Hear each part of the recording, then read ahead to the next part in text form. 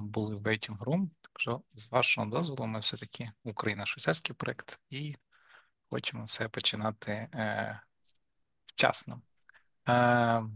Добрий день, всім вітання. Сподіваюсь, що у всіх є зараз світло, всі в безпеці, наскільки це можливо в наші дні. Радий вітати вас на онлайн-воркшопі «Штучний інтелект в медичній освіті» Україно-шведського проєкту «Розвиток медичної освіти», який відкриває марафон воркшопів з медичної освіти. Ця серія заходів створена для того, щоб підтримати вас, викладачів, в важливій роботі, допомогти впоратись з повсякденними викликами і познайомитися з сучасними інструментами і методиками викладання. Власне, мене звати Віталій Заєць, я є координатором напрямку диджиталізації медичної освіти Україно-шведського проєкту «Розвиток медичної освіти». І сьогодні ми розпочинаємо з однієї з найактуальніших тем в контексті диджиталізації штучного інтелекту. Ця технологія вже докорінно змінює медицину, охорону здоров'я та освіту. Штучний інтелект допомагає створювати персоналізовані плани лікування, виявляти захворювання на ранніх стадіях, автоматизувати рутинні завдання та навіть вдосконалювати освітній процес та й багато іншого. Ми можемо про це говорити. Я впевнений, що сьогоднішній воркшоп надихне вас на нові ідеї та рішення, які ви власне зможете застосовувати в своїй роботі і показувати приклад також іншим. Наступна доповідь я як голова вчителя. Так, дякую. І перед власне початком воркшопу я хочу трошки проговорити про невеликі правила етичної поведінки і технічні аспекти впродовж нашої роботи під час воркшопу. Я вас дуже прошу, власне, ми бачимо, стикнулися з цим, не вмикати мікрофони ваші, поки спікер або я, як модератор, не надав вам слово.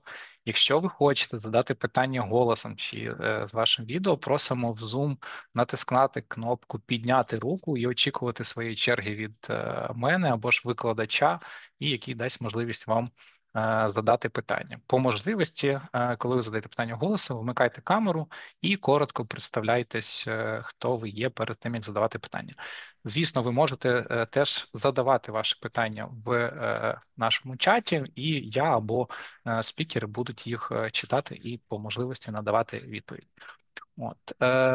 Важливий момент на те, що наголошують часто спікери, ви можете задавати свої питання не тільки в кінці лекції, а впродовж його доповіді, не обов'язково чекати самого кінця.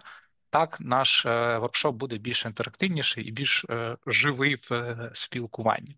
Ось і важливий момент стосовно мови, оскільки перший спікер у нас англомовний, і на допомогу ми маємо на події організований синхронний переклад. Для того, щоб чути переклад на українську мову, вам потрібно в вашому зумі вимкнути кнопку «Переклад». Якщо англомовний зум, то Interpretation, натиснути на значок глобуса внизу екрану, він поруч з кнопочкою «Вийти» знаходиться.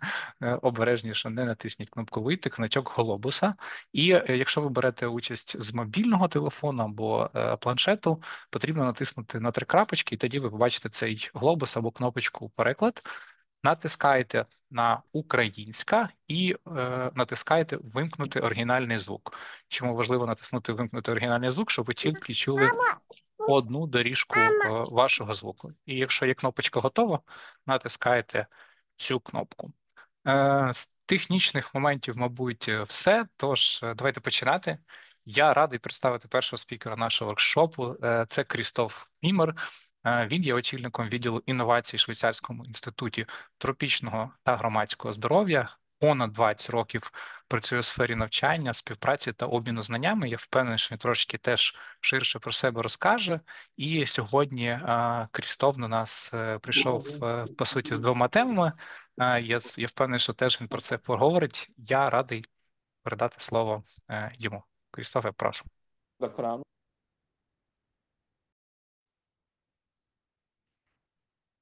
Дуже дякую, Віталію. І ви знаєте, я сподіваюся, що ви мене чуєте. Гарного усім дня. Чи бачите ви мій слайд? Так, все ми бачимо, все у нас вірно. Так, прекрасно, тому що я тут намагаюся з 2 екранами впоратися. І, власне, мені потрібно переконатися краще, що все у нас добре. Так, я буду загалом говорити про використання, власне, генеративного та розмовного ШІ, те, що стосується громадського здоров'я. І в другій частині я буду більше зосереджуватися, власне, на генеративному штучному інтелекті і що нам варто, що не варто робити. І з цим у, власне, вищій освіті в академіях, так? І як ви бачите, у нас буде декілька частин. Так, я чую шуми, я не певен, чи це питання, чи ні.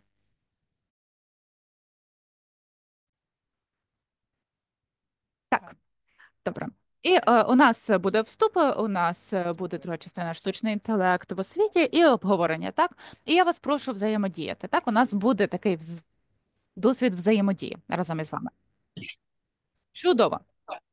Отже, Віталій вже зазначав, що я працюю у швейцарському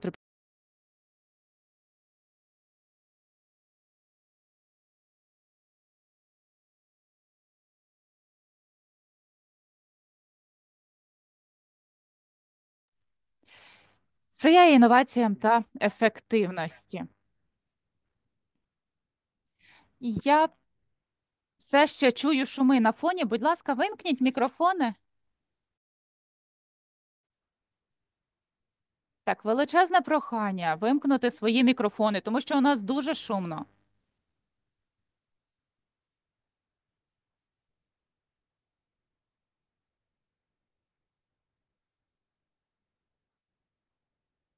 О, нарешті знову стало тихо. Чудово, дякую. Так, маленький вступ у нас. Перш за все, я не є технічним експертом, так, але за останні роки я працюю з інформаційними системами, і насправді це дуже сильно пов'язано з технологіями, включно із розмовним штучним інтелектом, але також це я дослідник у соціальних науках, так, тобто я теж такий технічний момент хочу додати до цієї теми. Давайте трошечки розглянемо із вами історію, власне, розмовного штучного інтелекту до того, як ми почнемо. Власне, я хочу прояснити певні терміни, тому що нам потрібно розуміти, про що ми говоримо. І насправді дуже часто ми чуємо такий термін, як розмовний штучний інтелект, і ми використовуємо генеративний штучний інтелект. Так, коли ми говоримо, власне, про розмовний штучний інтелект, власне, це встановлення певних моментів. Так, якщо ми говоримо, так, от штучний інтелект, тобто ШІ, може розуміти, розпізнавати нашу мову, яку ми використовуємо, і може, власне, реагувати на якісь наші моменти. Так, це може бути у вигляді чат-боту, це може бути у вигляді якогось відеоагента або голосового помічника, або що ми бачимо, у нас декілька тут прикладів буде в ході презентації наводитися. Генеративний штучний інтелект це більш нова концепція, я би сказав. І тут ми маємо на увазі використання машинного навчання для того, аби генерувати нові попередньо небачені дані. Звичайно ж, на основі, так би мовити, так, тобто, якщо дуже просто це все казати, на основі машинерії, так. І ми говоримо тут про зображення, тексти, музика, відео. І ми, наприклад, бачимо, є дуже багато зображень, так, які згенеровані із використанням штучного інтелекту для того, аби знову ж таки маніпулювати. Але найбільш відомий на сьогодні продукт це ChatGPT, напевно. Я гадаю, так. І це мовна модель, величезна мовна модель. І насправді, ось це нещодавно. Так, у нещодавні 2 роки був величезний прорив у мовній моделі. І мовна модель не робить нічого, окрім використання машинного навчання, тобто використання статистичних методів для того, аби передбачати слова і передбачати речення, так, на основі попереднього слова або попереднього тексту, який було введено. І я наведу приклади трошечки згодом. Оце так, розмовний штучний інтелект це не зовсім нова концепція. Якщо ми озирнемося років на 50 назад, то, ну, власне, у нас Елайза була так, чат-бот І ми подивимося ось навіть на фото, ми бачимо, що це не такий комп'ютер, як ми сьогодні знаємо, це величезна така машина, яка набагато більшого розміру, так, ніж ті, які є сьогодні. І, власне, це допомагало залучитися до більш природньої розмови, власне, із психологом, із терапевтом. Так? Тобто тут дуже примітивний підхід був до використання мови, але винахідник, він був шокований стосовно того розміру, як користувачі сприймали цю програму. Вони її сприймали дуже серйозно. Так, вони могли відкрити свою душу, своє серце, і, відповідно, вони сприймали це серйозно і дуже чесно. І з того часу, власне, розмовний штучний інтелект дуже сильно покращився. Так, мені треба трошечки повернутись. Ми можемо назвати це проривом. У 2014 році, коли чат-бот, якого звали Юджин Гостмен, так він зміг імітувати 13-річного хлопчика, власне, українського хлопчика, і він переконав 33%, власне, тих, хто робив свої судження, про те, що це людина, так? А хтось все ж таки, більша частина були впевнені, що це машина, так? Але тут 33% суддів вважали фактично, що це людина. Хоча насправді це була не людина, так? Це був комп'ютер. Є певні контрольовані дослідження, але знову ж таки, це показує розвиток. І якщо ви не розумієте насправді щось вік, тобто той, з ким ви спілкуєтеся, це не людина, а комп'ютер, ви проходите цей тест, так? І ось, що стосується моделей, які є наразі, практично неможливо такий тест пройти. Але коли ми говоримо про використання розмовного штучного інтелекту, є дуже багато різних застосувань, як, наприклад, чат-бот, він може цікавитися про добробут людей, або, наприклад, це може бути логістичний момент, наприклад, працевлаштування, або освітнє навчання. Так, це вже наша більша галузь. Тобто, от, наприклад, сьогоднішній семінар, сьогоднішній воркшоп, і дуже багато інших моментів. Але також, якщо ми озирнемося не так далеко, так ми поговоримо про розповсюдження під час пандемії COVID-19, тому що дуже багато міжнародних агенцій ООН і урядових агенцій, так вони почали інформувати людей про COVID-19, так, тому що ви пам'ятаєте, певно, я гадаю, що COVID-19 – це не настільки була пандемія, це також була і інфодемія, так можна сказати. Тобто дуже багато дезінформації розповсюджувалося, дуже багато було інформації, і це була така ж сама проблема, як і сам вірус. І дуже багато агенцій, вони розробили більш-менш гарних інформаційних агентів. І я гадаю, найбільш відомий приклад – це якраз таки ВООЗ, які використовували Facebook, але також і меседжер у WhatsApp для того, аби боротися з дезінформацією стосовно COVID-19. Власне, це було на багатьох мовах. Це було англійською, французькою, іспанською, арабською мовами через офіційну сторінку ВООЗ у Facebook. І, власне, вони отримали більше 12 мільйонів користувачів, так, через WhatsApp. Тобто, ось це використання технологій є досить значним. Однак ми говоримо не лише про текстові, але є і відео, штучний інтелект, так? І, наприклад, у нас є антитютюновий чат-бот ВООЗ, і є у нас Флоренс, так? Це починалося, власне, як антитютюновий чат-бот. Зараз вона може робити набагато більше. Вона може поінформувати про COVID-19, про вакцинацію від COVID-19 і так далі. Тобто можливості зростають. І я вам покажу дуже коротеньке відео про те, як воно має працювати. Вітаю! Привіт! Я Флоренс із ВООЗ. Я хочу з вами поговорити про шкоду вживання тютюну що включає паління і чому варто кинути. Чи може мені кинути палити? Тому що потрібно кинути палити. Під час пандемії COVID-19 швидше за все паління сприятиме розвитку ковід. Я хочу кинути, але це важко. Я тут для того, аби допомогти. Я можу вас навчити певним технікам, які допоможуть вам кинути палити. Розкажу, чому варто кинути і більше. Так, я не певен, чи звук був хороший, тому що в мене були певні проблеми з відео, але я сподіваюся, що ви побачили так ключові моменти. Тут ви можете просто поговорити через відео, так з таким відеоагентом, так би мовити, який зможе дати відповіді на ваші питання, коментарі, зауваження і так далі.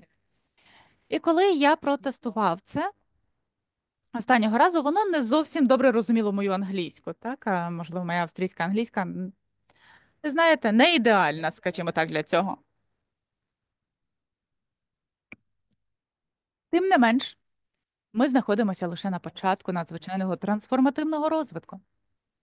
І що ми спостерігаємо все більше і більше, це, власне, рух від правил до імовірнісних підходів.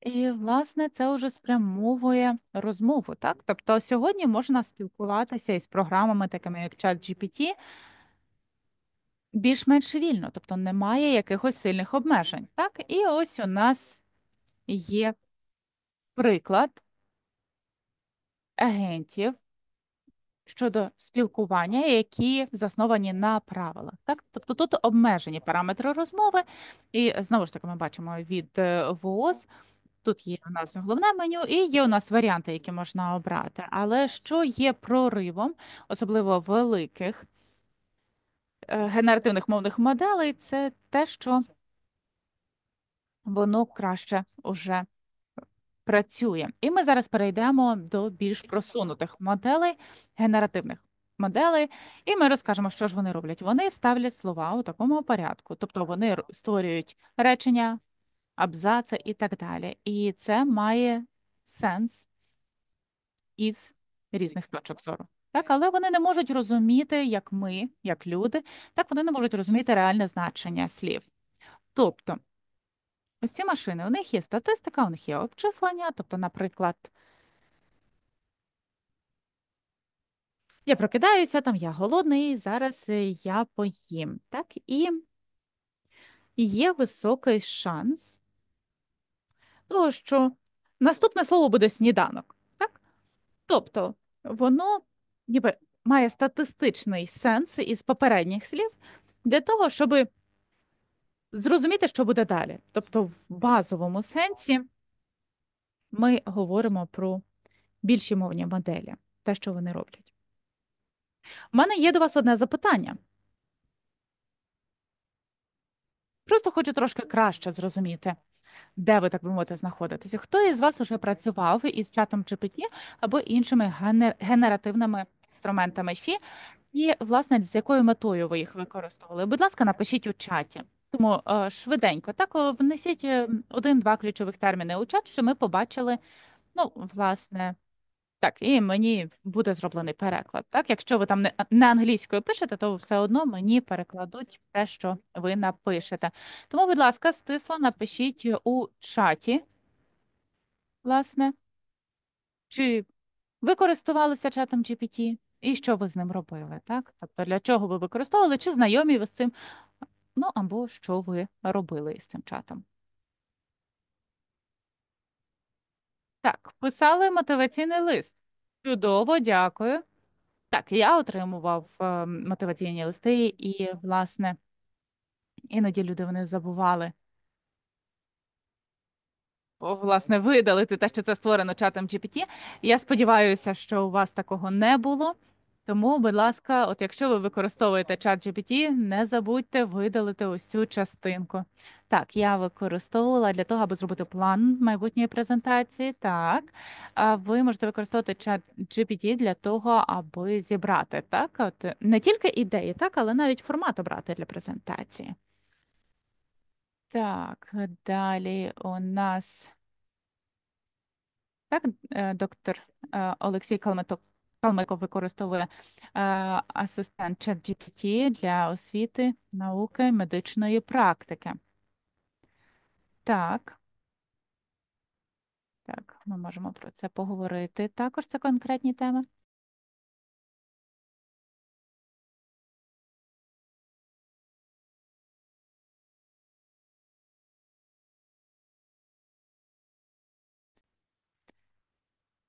Так, далі у нас, щоб створити тести для студентів, так, створити картинки, так. А чи використовував хтось чат GPT для того, щоб воно оцінювало завдання або тести студентів? Чи було щось таке у вас? Бо це теж, в принципі, можливо. Теж можна робити. Так, завжди використовую. Так, завжди змінюю базовий текст. Так, дійсно, ChatGPT може це оновлювати. Так, знайти теми для досліджень для моїх студентів. Добре. Е, Так, передбачувати результати війни. Так, я не знаю, чи це щось помічне, не в плані, чи це може, чи можна покладатись на ChatGPT, але це цікаво.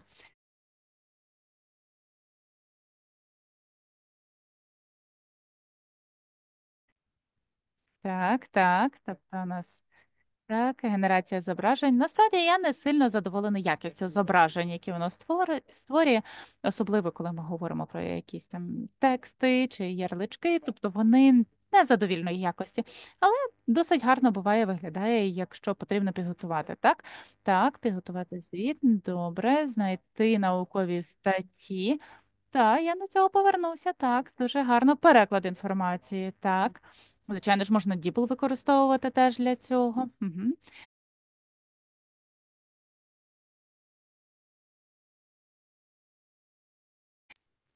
Так, так, добре. Добре. Так, переклад. Угу, так.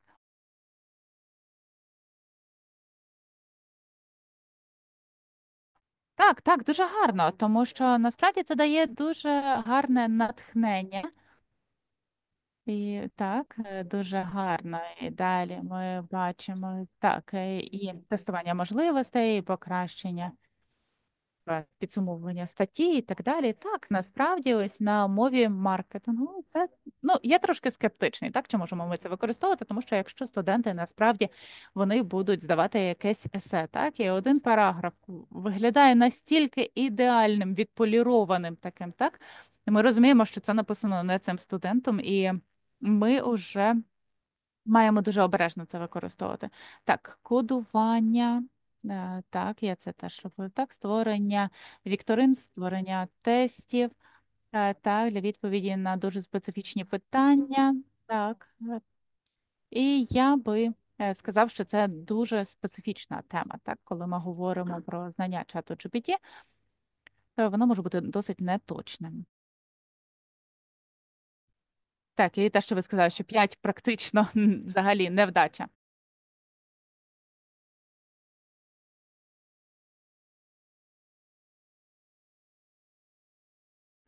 Так, чудово, чудово. Бачу для оцінки тестових завдань. Так, гарно. І так, воно деколи додає щось, що там не було, але якщо це тест на знання, так, це чудово. Якщо це есе, або естір, воно тоді гірше його перевіряє. Так, добре, для того, щоб читати, підсумовувати новини.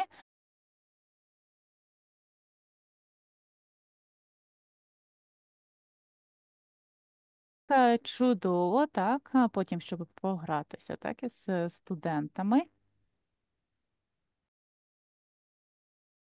Так, так, так, щоб пограти із студентами.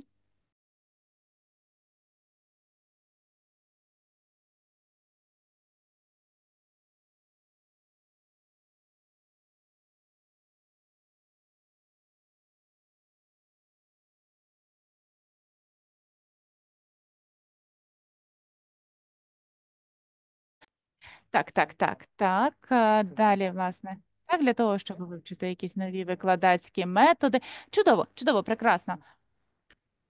Власне, так, нові методи можуть використовуватися. Тож ми бачимо, що ми це можемо використовувати в різноманітні способи. Є дуже багато різного досвіду, зрозуміло, і я не знаю, чи у всіх є такий досвід, який стосується цього. Я хочу трошечки додати до того, що ви усі зазначали, але мої вам компліменти.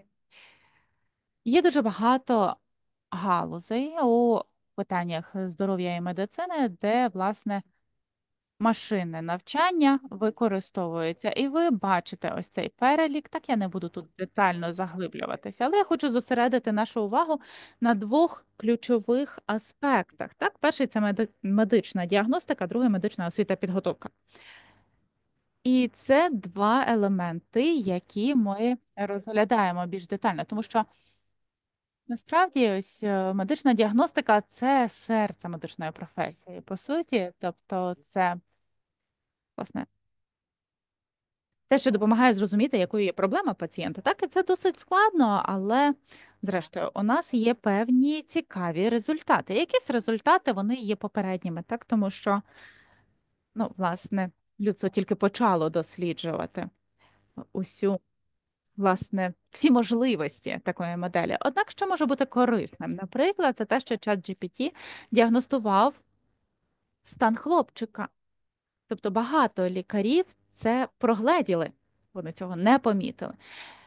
І це була така хвороба, якої не могли виявити лікарі, так? І це заголовок.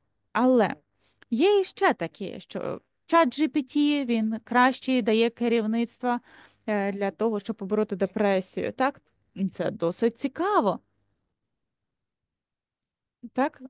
Е, Тобто вони зазначають, що ось ChatGPT версія 3.5 і версія 4, вони дуже гарно узгоджуються із прийнятними керівництвами для того, аби працювати із м'якою і сильною депресією, не показуючи, власне, гендерні або соціоекономічні упередження, які спостерігаються серед,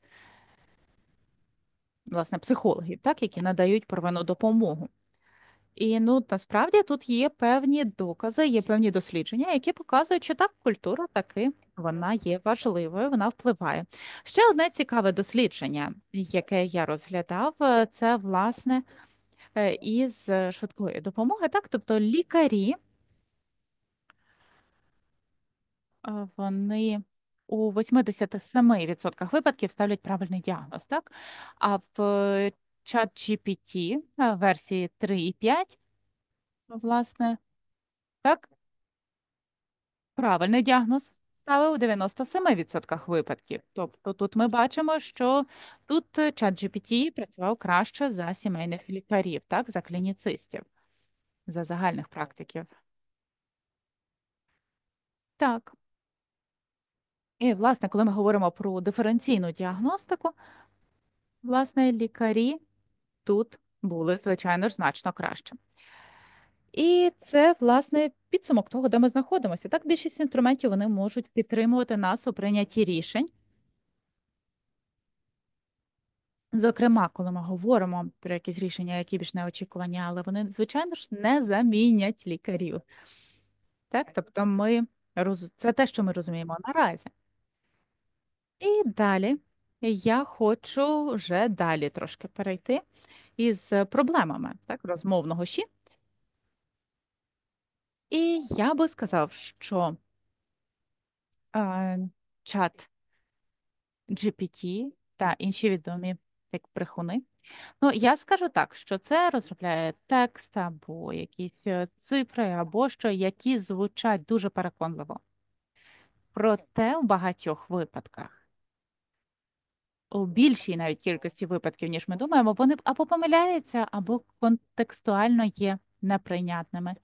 І це може бути небезпечно, тому що це нас може привести у дуже небезпечні ситуації. Насправді, і коли ми трохи подивимося в історію, на історію, так, а в 2016 році, можливо, ви чули, що Microsoft створив чат-бот на основі Твіттеру, так, і він виявився расистським. Здається, за 46 годин вони це зрозуміли. Тобто він почав казати, що Гітлер і інші такі речі, це круто, це класно, так? І ми бачимо, він цього навчився з повідомлень користувачів. Тож не весело, так скажемо так. Але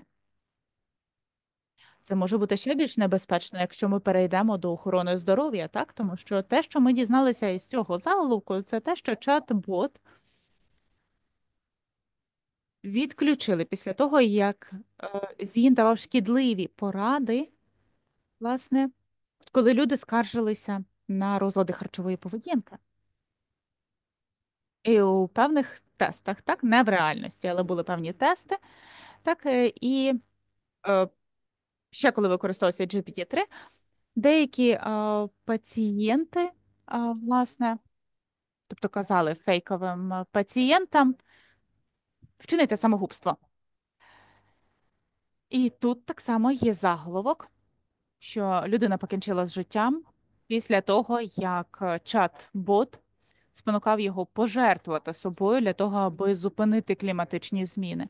Тож нам треба дуже обережними бути також з такими заголовками, так? Тобто, чи дійсно технологія була проблемою, чи були якісь інші причини? Ми цього не знаємо, нам потрібно бути з цим дуже обережними. Однак, ключовий момент тут полягає у тому, що такі інструменти можуть бути шкідливими та небезпечними. Зараз ми розглянемо інші напрацювання, і я гадаю, що знову ж таки, з точки зору глобального та національного здоров'я, це дуже цікаво, це конвергенція генеративного штучного інтелекту і соцмереж. Декілька років тому, власне, у нас був Web 01, так? Тобто був один виробник, так, один продюсер, і він запускав там сайт, там було багато контенту і було багато читачів, споживачів, якщо хочете, так? Тобто люди, які читають цей контент. Коли ми кажемо про Web 2.0, тут люди, користувачі, вони можуть діяти, вони можуть працювати як виробники контенту і споживачі контенту водночас. І зараз у нас є новий гравець, так би мовити, у цьому всьому, так? Тобто розмовні агенти, тому що вони можуть теж і споживати, і виробляти зміст, так? І на основі того, що вони отримують, вони розробляють щось нове, і вони це можуть робити із сотнями користувачів. Одночасно, правильно, ми можемо написати одне повідомлення, а чат GPT може писати сотні тисяч повідомлень одночасно, так? На хвилину, скажімо. Тож, якщо ми говоримо про комунікацію у галузі здоров'я, то це дуже серйозне напрацювання, яке ігнорувати ми не можемо. І давайте подивимося на це з концептуальної точки зору, тобто, що у нас відбувається, так, що він робить. Він поєднує переваги соціальних або мобільних мереж з точки зору низького порогу доступу, так, він використовує або Facebook Messenger, наприклад, або що. І це пов'язано із автоматизованою персоналізацією, саме коли ми залучаємо розмовні можливості ще. І воно дає не стандартизоване повідомлення, але повідомлення, яке засноване, по суті, на тому, що я запитував, або засноване на попередніх розмовах, так, які у мене були. Тож, низький поріг і високоперсоналізована розмова. А це є ключовим. І є певні цікаві такі докази, які виникають. Так, і є певна психологічна перевага, тому що люди, вони більш схильні говорити з ботами або з комп'ютером більш відкрито у порівнянні, ніж коли вони спілкуються з людьми, так? Тобто це стосується висловлення емоцій, скажімо, суму. І це те, що ми можемо попрацювати, так? Це досить цікаво. Я би посперечався. Знаєте, я наведу один приклад свого проєкту, над яким я працював. Ми створили чат-бот у WhatsApp, і він підтримує людей із Нігерії, які живуть із ВІЛ. Тобто такий глобальний чат-бот. І це міжнародний проєкт. Що може зробити чат-бот? Може дати відповіді на запитання для людей, які живуть із ВІЛ. І він може їх скерувати, дати певні коучингові сесії. Це може власне нагадати про прийом ліків, про призначення лікаря, тому що людям з ВІЛ треба щодня приймати ліки, і також він може запропонувати соціоемоційну підтримку. Тож це те, що може робити чат-бот, тобто все досить просто, досить простеньке, він на основі WhatsApp, і зараз організовані клінічні дослідження для того, щоб подивитися, чи є якийсь вплив на знання, благополуччя або добробут, регулярний прийом ліків, або, можливо, навіть зниження вірусного навантаження. А зараз я буду переходити, власне, від загального застосування до генеративного штучного інтелекту у галузі глобального здоров'я. Тобто, що це робить для освіти, вищої освіти, зокрема, і академії. Що ми спостерігаємо на сьогодні? Це те, що студенти вони використовують цей інструмент. Тобто не тільки ви, як медичні освітяни або академіки, використовуєте чат GPT, також спостерігається, що студенти використовують такі інструменти досить часто для подібних моментів, які ми вже спостерігали у чаті. І ось у нас одне із досліджень від студентів з Німеччини. Вони використовували ChatGPT для написання, перекладу і, знову ж таки, як і інші інструменти. І було спостереження, що, власне, ось ці інструменти, які засновані на штучному інтелекті, вони мали на меті підтримувати академічну роботу, так, і навчання. І є конкретні специфічні інструменти, які можуть бути помічними. Тобто, наприклад, коли пишеться академічне есе або дипломна, тут ми бачимо з Genie AI, це один із таких інструментів.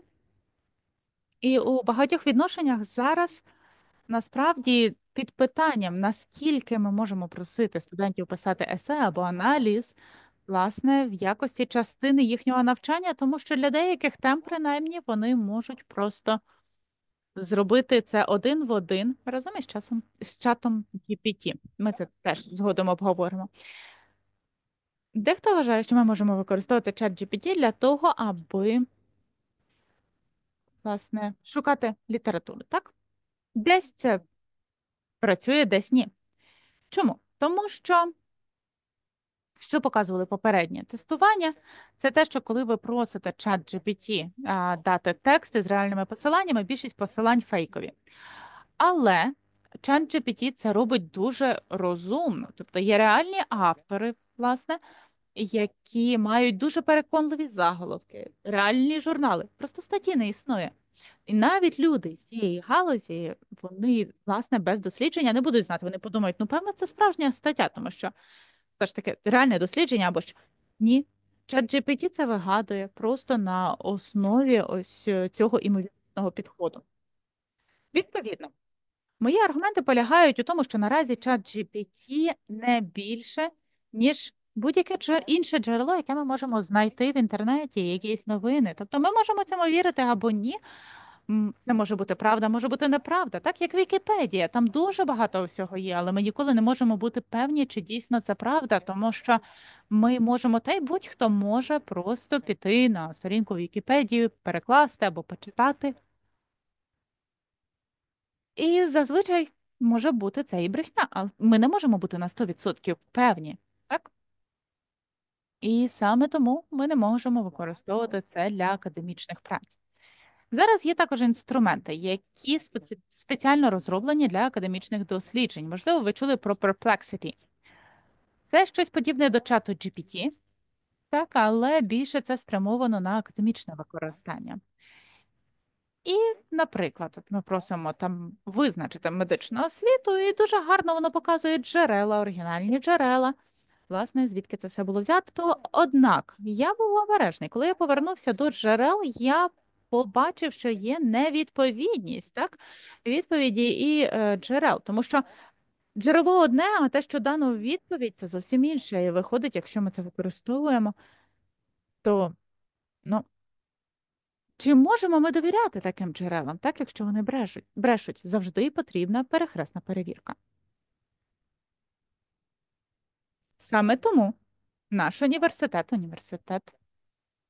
власне, знову ж таки, от частина швейцарський TPH також є частиною цього. Ми завжди скеровуємо наших студентів. Ми не хочемо, щоб у нас була загальна заборона на використання інструментів, які підтримуються ще, тому що студенти мають навчитися, як це використовувати, і використовувати це, власне, із відповідальністю. Тому що якщо буде просто заборона, то це, знаєте, як сказати воді, щоб вона не текла у річці, так? Ну, студенти вони не можуть контролювати там, як вони не відреагують на це адекватно. І далі також спочатку студенти мають навчитися, як використовувати ці інструменти так з критикою, критично. І зрештою, ми кажемо, що ну, інструменти штучного інтелекту треба цитувати як будь-яке інше джерело. І також ми кажемо про те, що завдання, які вони здають, це має бути робота студента. Тобто вони не можуть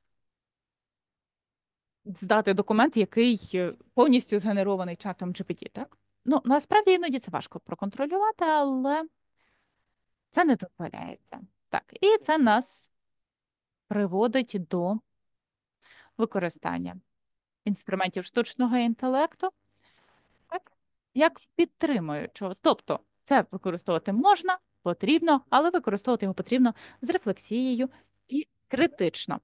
Робимо ще крок далі. Є у нас певні плагіни, так, і конкретне застосування, там, де дослідники і студенти використовують штучний інтелект для аналізу даних. Чи використовував хтось це? Давайте 5 швиденько. Так, 5 перших голосів у чаті, так? Хто використовував чат GPT для аналізу даних? Так, от там є спеціальні плагіни. Хтось це робив? Можливо, кілька прикладів. Дуже швидко. Пишіть в чаті.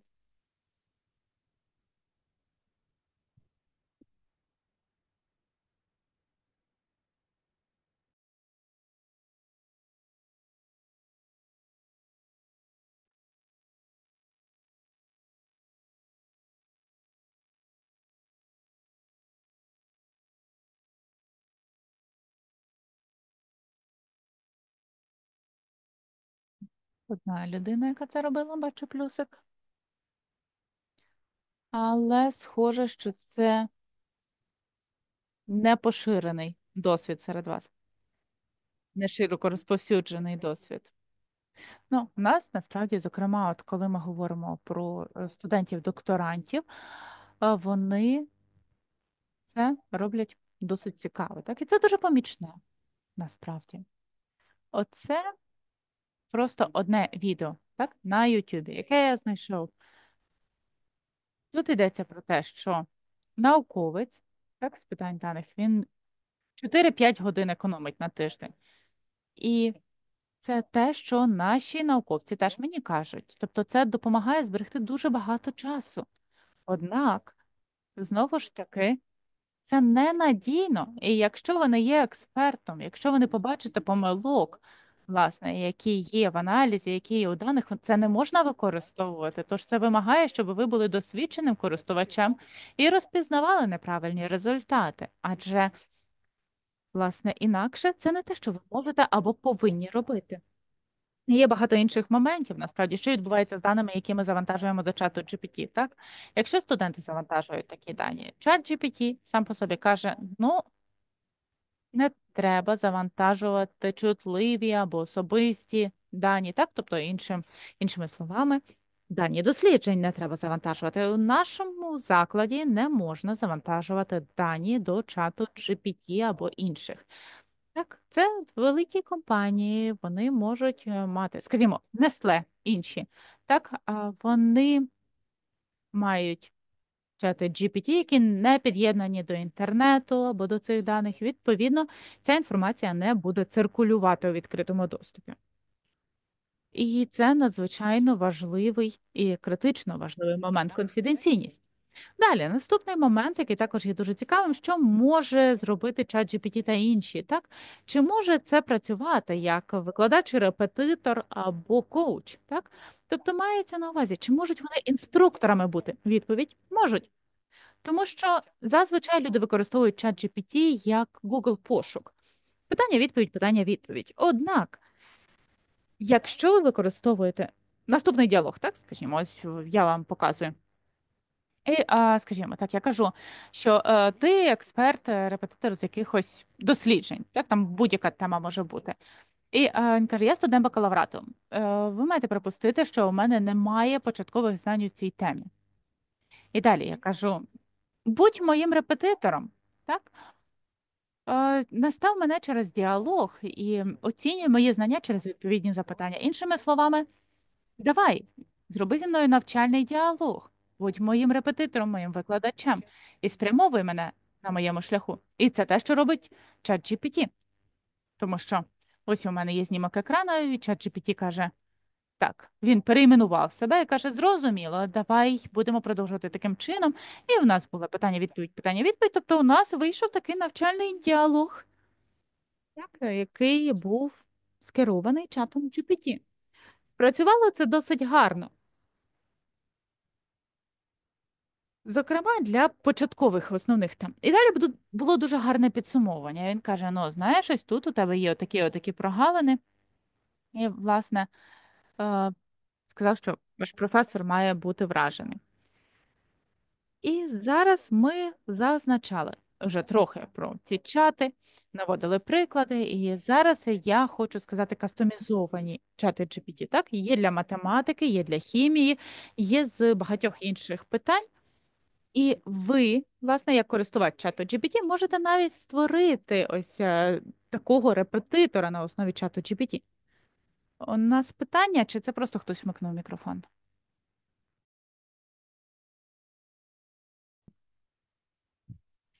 Так. Наприклад, якщо я створюю освітнього репетитора, так, якщо я хочу, щоб ChatGPT був моїм репетитором, я не хочу давати зразу рішення студентам, так, тому що я хочу, щоб вони навчалися, можливо, використовуючи сократівський діалог, так, питання-відповідь. І, відповідно, мій кастомізований GPT-чат, він під це налаштований, і він так і поводиться із студентами. Так, я не певна, але, можливо, ми про це поговоримо у другій частині цього семінару. Так. І зараз. І ще один приклад. Ми також використовуємо розмовний ЩІ, власне, для медичної освіти як інструмент. Так, ми не використовуємо ChatGPT, ми використовуємо іншу платформу. І у нас є онлайн-гра з розмовним GPT, так, і це допомагає формувати клінічне бачення, прийняття рішень. Тобто, знову ж таки, коли вони співпрацюють, вони беруть на себе роль лікаря, і вони мають обговорити це з пацієнтами, мають поставити диференційний діагноз. І знову ж таки, на основі поведінки, на основі рішень, вже вони розуміють, чи цей діагноз був вірний, чи є якісь упередження, чи є упередження щодо статі або що, чи була належна комунікація і так далі. Тож це все розглядається у зв'язку із принципами ігрофікації, так? Те, що ми використовуємо з багатьма студентами. Переваги. Давайте поговоримо про переваги, тому що це дуже цікаво, я хочу цим поділитися із вами. І, знову ж таки, тут протестували ChatGPT на математичну освіту. Не у вищій освіті, але у старшій школі. Проте я би сказав, що результати будуть дуже подібними, навіть і для вищої освіти так само. Що вони зробили? Вони створили, власне, два репетитори, так, в ChatGPT. Стандартна версія і один кастомізований репетитор, так би мовити. Це те, про що я говорив. Так, тобто воно діє як освітня підтримка, не дає зразу відповіді, але, власне, змушує студентів задуматися. І результати дуже цікаві. І, власне, це також підтверджено. Так? Тобто, коли ми кажемо про математичні показники, значно підвищилися, так, у групі, яка не використовувала взагалі Це GPT. правильно. І зараз тут у нас найбільше однак, так? Тому що коли доступ забирають потім, то, власне, у студентів знижуються ці показники, ніж у тих, хто ніколи не мав доступу до цього чату. Так? Тобто знижується розуміння теми. Однак ці негативні наслідки вони можуть бути пом'якшені через певні заходи безпеки, так, які включаються у GPT-т'ютор. Це може бути, знову ж таки, сократівська розмова, сократівський діалог, або що для того, щоб студенти могли досягти гарних результатів. Але тут потрібно бути дуже обережними, тому що насправді може бути дуже небезпечним, якщо студенти будуть покладатися виключно на GPT. Так, я дещо пропускаю, але на сьогодні ось мій останній слайд. Я знайшов дуже цікаве дослідження, так, з огляду технології МІД, і вони запросили, здається, більше 1000 людей на інтерв'ю. Так, і вони провели інтерв'ю, власне, з моделлю Ші. Так, тобто це не люди, вони спілкувалися із моделями Ші. І в них була розмова. Так, тобто про те, якими є цінності, яким є конкретний досвід, спілкувалися про дитинство або що. І, власне, також про політику, про питання певні, імміграція, наприклад, так, тому що зараз це дуже контроверсійна тема.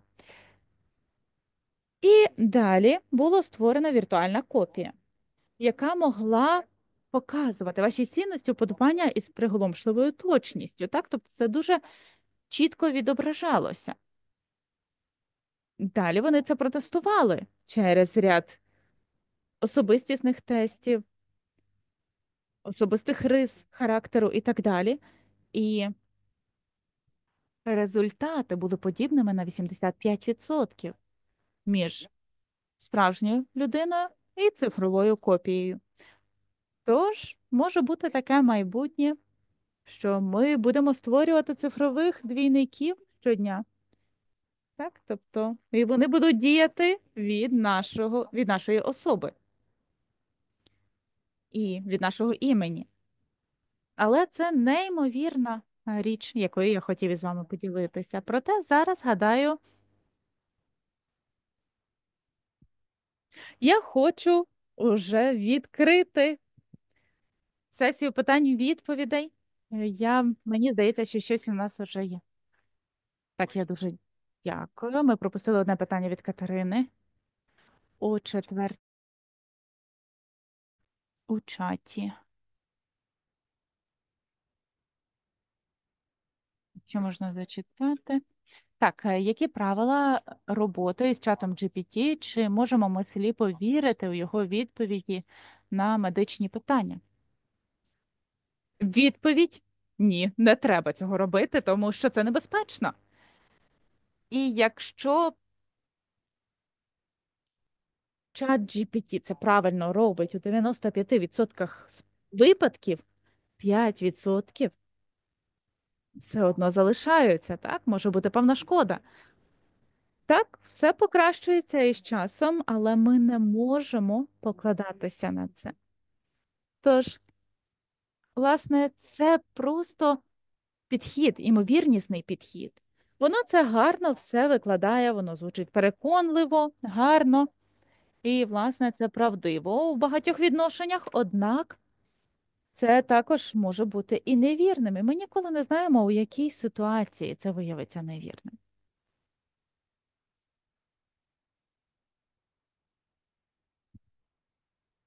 Так, я гадаю, що можемо давати відповіді на питання. Так, є ще одне питання від Анастасії. Так, з чого починати в медичному університеті, якщо ми взагалі не мали жодного досвіду із професійним використанням ШІ з освітньою метою? Я гадаю, що те, що ми наразі розглядаємо, тому що завжди є люди з певним досвідом, так, і наша мета це зібрати цих людей разом, так, у спільноті, яка регулярно зустрічається, яка ділиться своїм досвідом. Так, тобто ми є інститутом із тропічного громадського здоров'я в Швейцарії, і у нас є спільнота, де ми ділимося своїми знаннями, так, із студентами. У нас є лекції, дослідження, у нас є консультанти. Знову ж таки, і використовується ЩІ, і це здійснюється все регулярно. І ось такі спільноти, такі громади, це дуже гарно. І завжди є люди, які мають певний досвід. Ви знаєте, якщо ви зберете цих людей разом, і вони будуть навчатися одне в одного, гарний початок уже.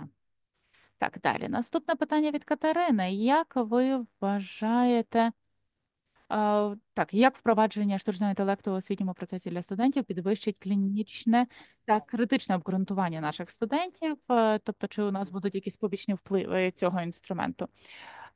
Так, тобто ми не хочемо, щоб наші студенти покладалися на GPT. Може, GPT вже не буде існувати, буде існувати якийсь інший інструмент, але ми цього не хочемо, тому що це забирає наші обґрунтування. І якщо ми це використовуємо в освітньому процесі, нам завжди, перш за все, нам потрібно казати студентам, що вони ніколи не можуть повністю покладатися на відповіді, тому що відповіді вони можуть бути нерелевантними. Так, а якщо вони використовують це для дослідження, якщо вони це використовують для якоїсь іншої діяльності, власне, де вони можуть спричинити навіть найменшу шкоду, треба з цим всім бути дуже обережними. І знову ж таки, ці інструменти вони мають бути інтегровані таким чином, щоб студенти вони не просто сліпо вірили відповідям і покладалися на них, але щоб вони власне мали певні кастомізовані GPT. І, власне, ось ці кастомізовані речі, підлаштовані, вони ніколи не дають пряму відповідь. Так, вони можуть дати маленьку підказку. Тобто, наприклад, якщо ви починається процес розв'язання математичної задачі, ви не хочете відповіді від чату GPT, а можливо маленьку підказку. Так, чи думав ти про це з боку штучного інтелекту? І це буде підштовхувати студентів, і так вони будуть навчатися. І я гадаю, що ось це є багатообіцяючим, принаймні в плані основних предметів. Так, тобто, коли ми говоримо про основи будь-якого предмета, так, основи математики, основи та будь-чого, це вони можуть навчатися через ось такі діалоги. Можливо, до реального обговорення, власне, вони можуть це використати. Так, це має свої цінності, однак, знову ж таки, має бути конкретна конфігурація, і насправді є дуже багато інформації навіть в інтернеті, можна дуже багато знайти сайтів з інструкціями, насправді, як зробити кастомізований чат GPT, як конфігурації туди внести, і тоді це можна використовувати. Так.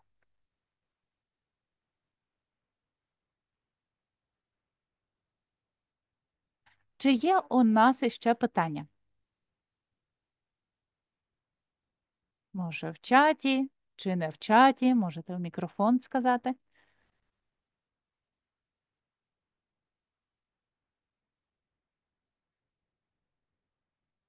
Так, не те, щоб у нас залишалося багато часу, але, ви знаєте, в кінці моєї частини семінару я хочу знати, можливо, ще одне-два питання.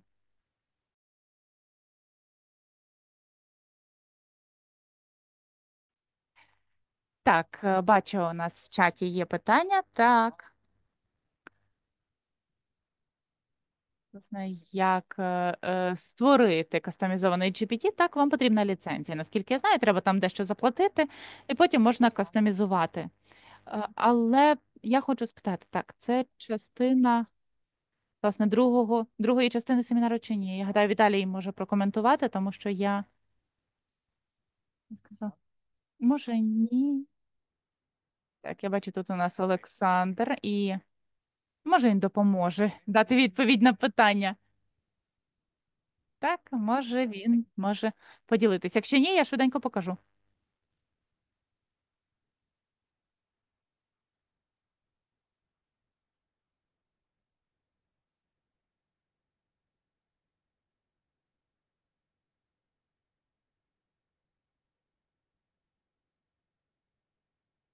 Так, то що, так, ні? Олександр тут. Добре. Я... Так, якщо це буде показано, тоді дякую. Так, вітаю, Олександра. Але тоді не потрібно мені це показувати. Але це дуже просто насправді, тому що ви це можете робити буквально за кілька кліків. І, власне, далі ми вже можемо зазначити, яка там має бути поведінка, і так далі. Так, наступне питання: чи є існуюча політика щодо використання штучного інтелекту у вашій установі, яка регулює працівників та студентів, які використовують штучний інтелект? Якщо так, то яким був момент або подія, власне, які вас спонукали до того, щоб прийняти таку політику? У нас є така політика. Я би не сказав, що це політика для працівників і дослідників, але у нас є одна людина, яка відповідає за дані, за політику даних. Ми до цього дуже серйозно ставимося, але у нас немає політики для дослідників наразі. І я би сказав, що тільки от буквально сьогодні я бачу дослідження, де наводиться, що більшість дослідницьких установ вони не мають такої політики, однак вона їм дуже потрібна, тому що це дуже актуально. Насправді, буквально це 1-2 кліки, так, для того, щоб це почати використовувати. І насправді є дуже багато моментів, які потрібно врахувати. І власне, ми, як дослідницька установа, я гадаю, ми не зовсім адекватно от до цього так ставилися. Проте у нас є дещо для студентів. Так. Гаразд, я дивлюся на час. Так, Віталію. І я розумію, що на цьому треба завершувати. Проте я переконаний, що є ще одна дуже цікава частина, яка невдовзі буде. Я з вами попрощаюся. Хочу дуже вам подякувати за ваші цікаві коментарі у чаті. Так, і за ваші питання. У нас була з вами взаємодія. І я побачив також, що ви робите з GPT. Я дуже вам дякую за ваші запитання. І бажаю вам цікавої другої частини. До побачення. Так, я дуже вдячний вам, Крістофе, тому що дуже цікава лекція, і я сподіваюся, що наші колеги вони зможуть взяти для себе власне багато ідей для своєї професійної діяльності. І я сподіваюся, що ми невдовзі побачимося знову на нашій наступній події. Так, ще раз дуже дякую. І я сподіваюся, що ви долучитеся до нашої другої частини цього семінару для того, щоб послухати Олександра. Так, єдиний момент, якщо є якісь подальші питання або що, так можна поділитися моєю електронною поштою або що, тому що я з радістю би продовжив обговорення. Так, але я не хочу красти більше час, власне, в Олександра. Тоді я перейду на українську. Окей, ще раз дякуємо Крістоф за його чудову лекцію. І ми переходимо до другої частини нашого воркшопа. І я з радістю зараз хочу передати слово Олександру Романко. Він є заступником директора групи кількісних досліджень фінансових ризиків в SS&C Technologies. А також Олександр є ад'юнкт професором в університеті Торонто, Американському університеті в Києві та Українському католицькому університеті. І я впевнений, що є ще ряд багато регалій, про які можна говорити про Олександра. Я сподіваюся, що він далі себе представить і розкаже нам цікаву тему. Олександр, прошу. Друзі, і перед тим, як Олександру передам слово, хто був на в Zoom на клікав переклад, зараз ми будемо говорити українською. Можете повернутися до оригінального звуку в вашому Zoom. Прошу. Дуже дякую, Віталій, дуже дякую, Крістоф, дуже дякую всім вам, що доєдналися. Так, будемо зараз говорити українською. Трохи мені важко після 20 років в Канаді на професійні теми говорити українською мовою, тому дуже перепрошую за англіцизми. Такий буде трохи укргліш, ну або, як кажуть, у нас в діаспорі, чи ви би то любили. Але буду старатися все-таки говорити, наскільки можу, нормальною українською мовою навіть на професійні теми. Дуже дякую, що запросили. Сьогодні ми будемо говорити, і дуже чудова доповідь Крістофа. Буду доповнювати, я трохи послухав її. Ми сьогодні будемо говорити, як це можна застосувати штучний інтелект в освіті в різних напрямках для дизайну освітніх програм головним чином, але і не тільки. І подивимося на алгоритми штучного інтелекту, алгоритми аналітики даних. Мене звати Олександр Романко, я працюю в компанії SS&C Technologies тут в Торонто, до цього 8 років в IBM, і ми займаємося штучним інтелектом для фінансової сфери, але також, так як я є професором за сумісництвом в університеті Торонто, в American University Київ, в Українському католицькому університеті, то я, звичайно, дотичний до того, як алгоритми штучного інтелекту застосовуються в освітній сфері. Також в Конгресі українців Канади ми, звичайно, працюємо над багатьма проектами співпраці між Україною та Канадою, починаючи від адвокації зброї для України перед урядом Канади і закінчуючи програмами стажувань для українських студентів в університетах і компаніях Канади. Така програма називається Mitex. У нас за ці роки було 800 інтернів з України, в тому числі 600 інтернів після початку повномасштабного вторгнення. Багато з них були студентами-медиками. І є дуже чудові історії, коли приїжджали там декілька років тому, знаходили себе в медицині. У нас от одна з наших інтернів, Уляна Кащій, вона була на стажуванні в Монреалі в 2019 році, вибрала собі там напрямок медичної спеціалізації, анестезіологію, а після чого закінчила лікарську справу в Україні. Зараз працює лікарем і декілька разів з госпітальєрами їздили як тактичний медик на фронт. Тому багато що робиться, але сьогодні ми будемо говорити не про це, ми будемо говорити про штучний інтелект. Ну, по-перше, якщо ми подивимося на цей репорт з минулого року від World Economic Forum, які навички потрібні в майбутньому, це, звичайно, дуже багато пов'язано з аналітичним мисленням, розуміння технологій, ну і, звичайно, багато є як професійних навичків, так і таких м'яких бізнесових навичок.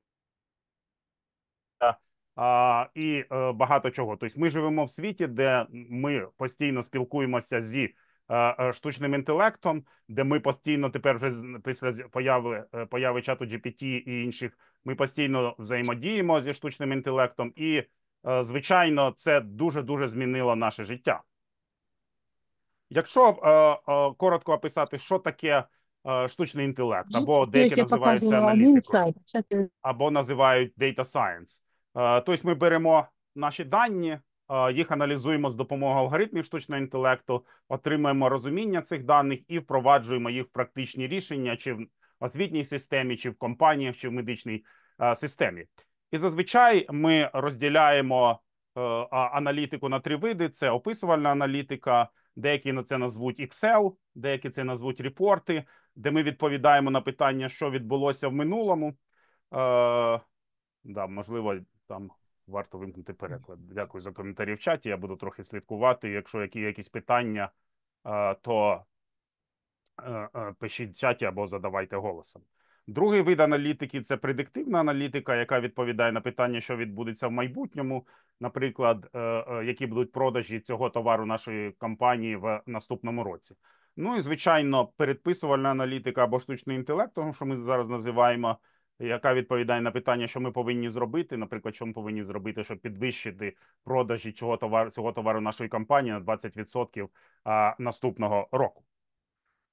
Ну, якщо тут ми, в принципі, це Excel, по великому рахунку, перший вид аналітики, то тут вже різні системи штучного інтелекту, починаючи, звичайно, від чату GPT і інших моделей генеративного штучного інтелекту, і закінчуючи спеціалізованими програмними пакетами, які нам дозволяють робити аналітику і штучний інтелект.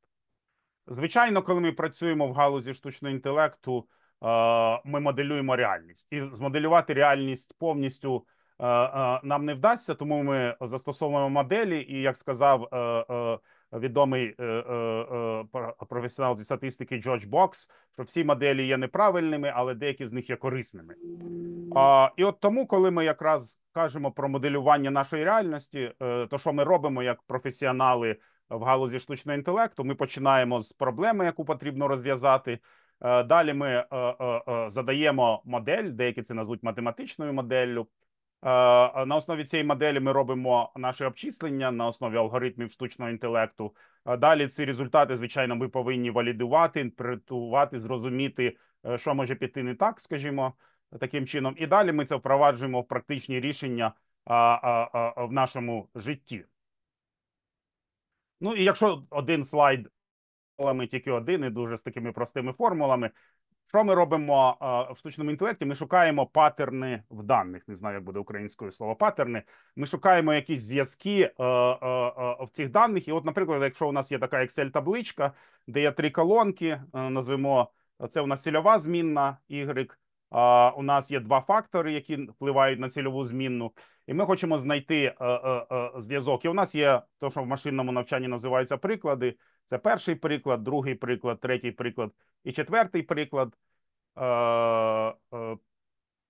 От, звук є, але дуже погано чути. Досить тихо, можна голосніше. Ну, давайте, якщо кажіть, я, може, у себе щось зроблю зі звуком, але вроді мікрофон повинен працювати. Але якщо що, кажіть. От, і виходить, що чути нормально. Дякую, Володимир. Що в цих даних нам треба знайти паттерни, і, в принципі, тут паттерн дуже простий. Наша цільова змінна Y, яка є в цьому стовпчику, це наша змінна X1 плюс 2 помножити на X2. Тобто це є якраз залежність даних від нашої цільової змінної і наших двох факторів X1 і X2. І це те, що ми в математиці назвемо функцією. Y є функцією двох змінних X1 і X2, а в штучному інтелекті ми назвемо моделлю або математичною моделлю. І це та залежність, яку ми хочемо знайти. Тобто, в принципі, ми хочемо описати наші дані з допомогою математичної функції і винайти ці залежності і їх застосувати на практиці. Ці змінні X1 і X2 називаються або факторами, або фічами. Y називається цільовою змінною, а це наші приклади, на основі яких наш алгоритм машинного навчання якраз знайде цю залежність, знайде цей паттерн, який ми зможемо застосувати на практиці. Ну і тепер давайте дивитися на ті індустрії, де тепер штучний інтелект дуже-дуже активно застосовується. Це, звичайно, фінансова сфера інвестицій, там, де я працюю. Це маркетинг, електронна комерція. Звичайно, те, про що ми сьогодні будемо більше говорити, це система охорони здоров'я, це медицина, дуже-дуже, звичайно, важлива галузь застосування штучного інтелекту. Це телеком, агро, supply chain і так далі, і так далі. Ну і, звичайно, те, що дуже зараз важливо для України, це захисні військові технології,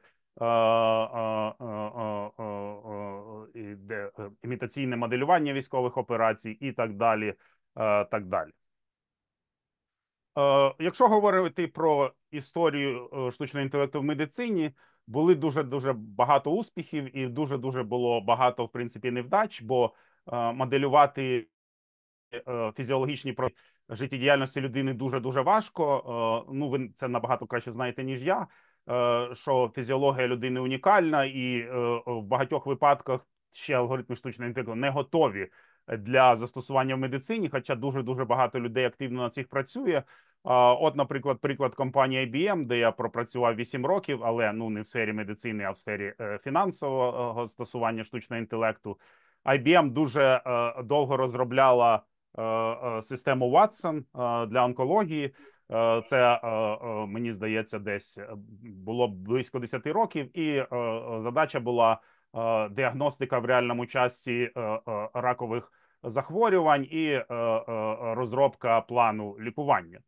І, звичайно, на жаль, це не пішло. По-перше, ціль була дуже амбітна поставлена, як технології не були готові для того на той момент, так і не були готові люди, в принципі, для цього. Тому дуже-дуже цікавий випадок. Це от публікація з New York Times з 2021 року, що відбулося з IBM Watson, особливо для онкології, і як IBM не вдалося в даному випадку успішно зайти в галузь медицини як компанії вендора. Інші технології, такі як інтенсивно модельована радіаційна терапія, якщо я правильно це перекладаю, Intensity Modulated Radiation Therapy, технологія відома досить давно. От це публікація в журналі Nature з 2005 року. І що зараз, звичайно, штучний інтелект революціонізував ту технологію, тому що зараз відбувається, цей от коліматор, який робить, щоб радіаційне опромінювання приймало форму ракової пухлини, він зараз підстраюється під шейп опухолі в реальному часі. Тобто він бере до уваги також такі речі, як дихання людини, звичайно, бо коли пацієнт лежить, і, звичайно, йому кажуть затамувати дихання, але це не завжди можливо. І тому зараз, що робиться з допомогою алгоритмів штучного інтелекту в реальному часі, коліматор підстраюється під розмір ракової пухлини, бере до уваги періодичні рухи людини, а іноді вже й аперіодичні рухи людини. І таким чином, звичайно, радіаційна терапія для лікування раку стає набагато практичнішою. Я маю досить багато колег тут в Торонто, які працюють активно над цими дослідженнями, як в університетах, так і клінічними дослідженнями в госпіталях, і покращують алгоритми керування апаратами МРТ. Угу. Якесь питання? Ні, я думаю, можете продовжити. Дякую. Так що є дуже активні от методи, є дуже активні, як я казав, галузі застосування. Є дуже багато як невдач, так і, звичайно, успішних випадків. І, звичайно, ми всі працюємо над цим, щоб цих випадків ставало більше, особливо в таких критичних галузях, як медицина і система охорони здоров'я. Але, звичайно, не тільки, а будемо трохи говорити, звичайно, і про як це все відбувається в інших галузях. Ми проговорили про індустрії, де галузі застосування застосовуються алгоритми штучного інтелекту. Тепер можемо згадати самі алгоритми, які застосовуються для вирішення цих проблем. Звичайно, це глибинне навчання, це нейронні мережі, які революціонували галузь комп'ютерного зору, в тому числі для медицини. Звичайно, якщо ми беремо автоматичне розпізнавання зображень медицинських, то все набагато складніше, ніж там зображень для автономної навігації автомобілів, ніж зображення для автономної навігації дронів, наприклад. Бо я нещодавно розмовляв зі своєю подругою, яка якраз працює лікарем тут в госпіталі, яка якраз займається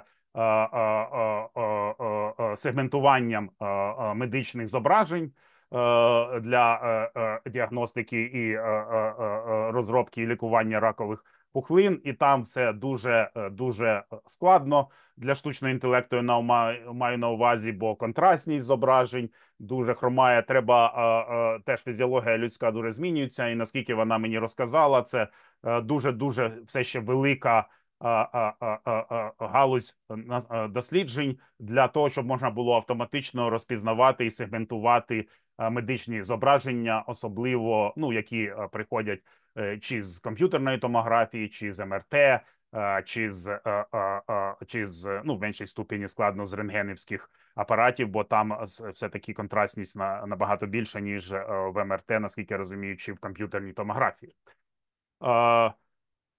Далі, якщо ми говоримо про те, що зараз аналітика текстів, розвиток природньої мови, звичайно, це генеративний штучний інтелект, який зараз є дуже наразі, і ми всі застосовуємо ChatGPT. Інші алгоритми машинного навчання, такі як навчання з вчителем, навчання без вчителя, статистика, моделювання часових рядів, ну і ще також інші алгоритми, які вже відомі досить давно, імітаційний аналіз методом Монте-Карло, алгоритми оптимізації, графові моделі. Всі ці алгоритми дуже багато стосовуються на практиці, але якщо ми запитаємо, давайте, коли ми хочемо щось знати, в ці дні ми, звичайно, йдемо і запитуємо ChatGPT про все, що ми хочемо зрозуміти. І от у нас постала така проблема, про яку я зараз трохи більше розкажу. Ми хотіли, коли в American University Київ ми дизайнили наші освітні програми, нас, звичайно, цікавило, які навички потрібні на ринку праці, на перетині бізнесу і менеджменту з одного боку, і, звичайно, штучного інтелекту з іншого боку, бо ми будуємо програми, які якраз на перетині технічних навичок штучного інтелекту і бізнесових менеджерських навичок для застосування. І, звичайно, там ChatGPT нам багато видав, які навички потрібні. Ну і, звичайно, треба знати алгоритми машинного навчання, алгоритми штучного інтелекту. Але він чи вона, якщо казати про ChatGPT, не згадали інші алгоритми, які дуже-дуже рутинно застосовуються. Тобто вони згадали алгоритми машинного навчання штучного інтелекту, але не згадали, наприклад, алгоритми імітаційного аналізу по методам Монте-Карло. І як казав Крістоф, звичайно, в штучному інтелекту існують упередження, існують ці байси, які виникають на основі тих даних, на яких натреновані ці моделі. І, звичайно, як ми розуміємо, дані, на яких тренуються ChatGPT і інші великі мовні моделі, вони зібрані зазвичай в останні там 5 років в більшості своїй. Це там десь 70-80% даних зазвичай. І в результаті ті алгоритми, які зараз на слуху, які згадуються часто в публікаціях, в інтернеті, машинне навчання, штучний інтелект, вони будуть рекомендовані чатом GPT, а ті алгоритми, які менше згадуються, такі як Monte-Carlo Simulations, імітаційний аналіз методу Монте-Карло, які вже рутинно застосовуються компаніями, організаціями і згадуються набагато менше в даних, вони не будуть згадані штучним інтелектом в відповіді, яку ми отримаємо від нашого запиту. Деякі це назвуть упередженнями, деякі це назвуть галюцинаціями штучного інтелекту, але дійсно нам треба приймати до уваги і валідувати, і перевіряти все, що ми отримуємо від генеративного штучного інтелекту, все, що ми отримуємо від чату GPT. Бо також інші алгоритми, які дуже-дуже багато застосовуються, алгоритми оптимізації, алгоритми на графах, стохастичні процеси, статистичні алгоритми, математичні алгоритми були не згадані чатом GPT як потрібні на ринку праці. Ну і от, якщо привести приклад, ті алгоритми, які дійсно дуже вже багато застосовуються, алгоритми імітаційного аналізу по методам Монте-Карло, і в військовій галузі для планування військових операцій вони мають специфічну назву «військові ігри». Це те, що ми робимо, ми прораховуємо військові операції з допомогою генерації випадкових чисел, за допомогою імітаційного аналізу. Ми хочемо прорахувати сценарії розвитку цих військових операцій. Так же само ми можемо прораховувати ці сценарії в бізнесу, в системі охорони здоров'я. Наприклад, як ми хочемо заскедюлити в нашому госпіталі докторів, медсестр, пацієнтів і так далі. Тобто багато цього робиться, ще починаючи з Другої світової війни, ну і декілька прикладів на основі фільмів, які, можливо, багато з нас бачили, особливо фільм «Гра в імітацію», який розказує, я зараз покажу там двохвилинний епізод, бо це дуже-дуже, на мою думку, важливо розуміти, як ми історично прийшли до цього і як ці алгоритми працювали під час Другої світової війни і як вони зараз працюють на даний момент. Те ж саме логістичні операції, якщо бачили Дюнкерк, це дуже спланована і прорахована логістична операція по евакуації британського і французького і інших військових контингентів з берегів Франції в Великобританію в 1940 році.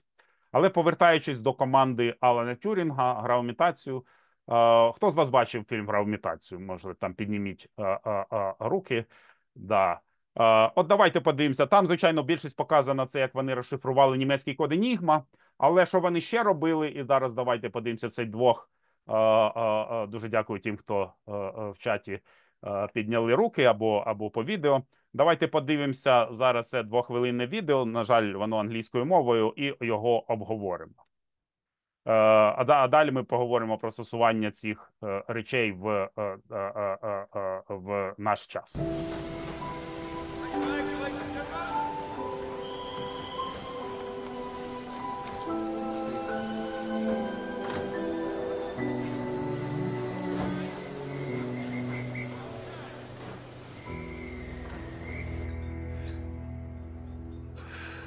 Why are you telling me this? Чого ти мені це кажеш? Нам потрібна твоя допомога для того, щоб це залишалося таємницею. Але ніхто не може знати, що ми зламали Енігму. Навіть Деніс. Тобто, хто перша людина, хто про це дізнався? Ви можете про це попіклуватися. Ми допомагаємо вам визначити, власне, наскільки використовувати цей інтелект, статистичний аналіз для мінімальної кількості дій. Це допоможе нам виграти війну. Але максимум, це максимум, що ми можемо зробити до того, як німці почнуть щось підозрювати. Тобто це все засновано на статистиці і математиці. Ну, власне, ми не розповідаємо про це усім. Вам потрібне альтернативне джерело для всієї інформації, які використовуєте фальшиві історії. Ми можемо розказати, як ми отримали інформацію. Це не має нічого спільного з енігмою. І ви можете ці історії віддавати німцям.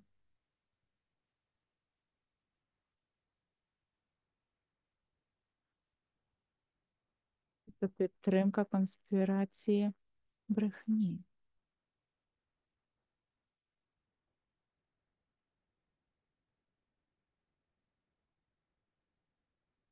Ну, схоже, ви мої союзники.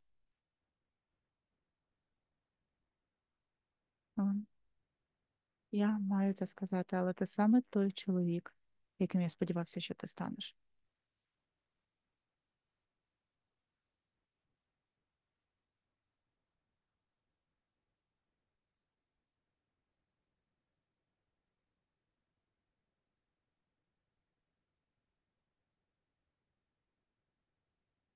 От став найбільшим збереження військової розвідки в історії світу.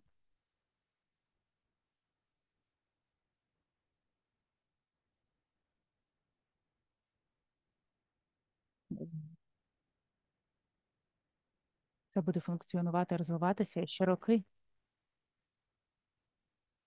І з певної причини вони довірилися мені. Історичне припущення. Історики вважають, що ці розрахунки привели до того, що Друга світова війна закінчилася на 2 роки раніше і були збережені 14 мільйонів людських життів. До 14 мільйонів людських життів. І це алгоритми, які розробила команда Алана Тюрінга і інші команди. Вони зараз розкажу, що тут було показано, бо, звичайно, більшість фільму концентрувалася на тому, що вони розшифрували німецький код Енігма.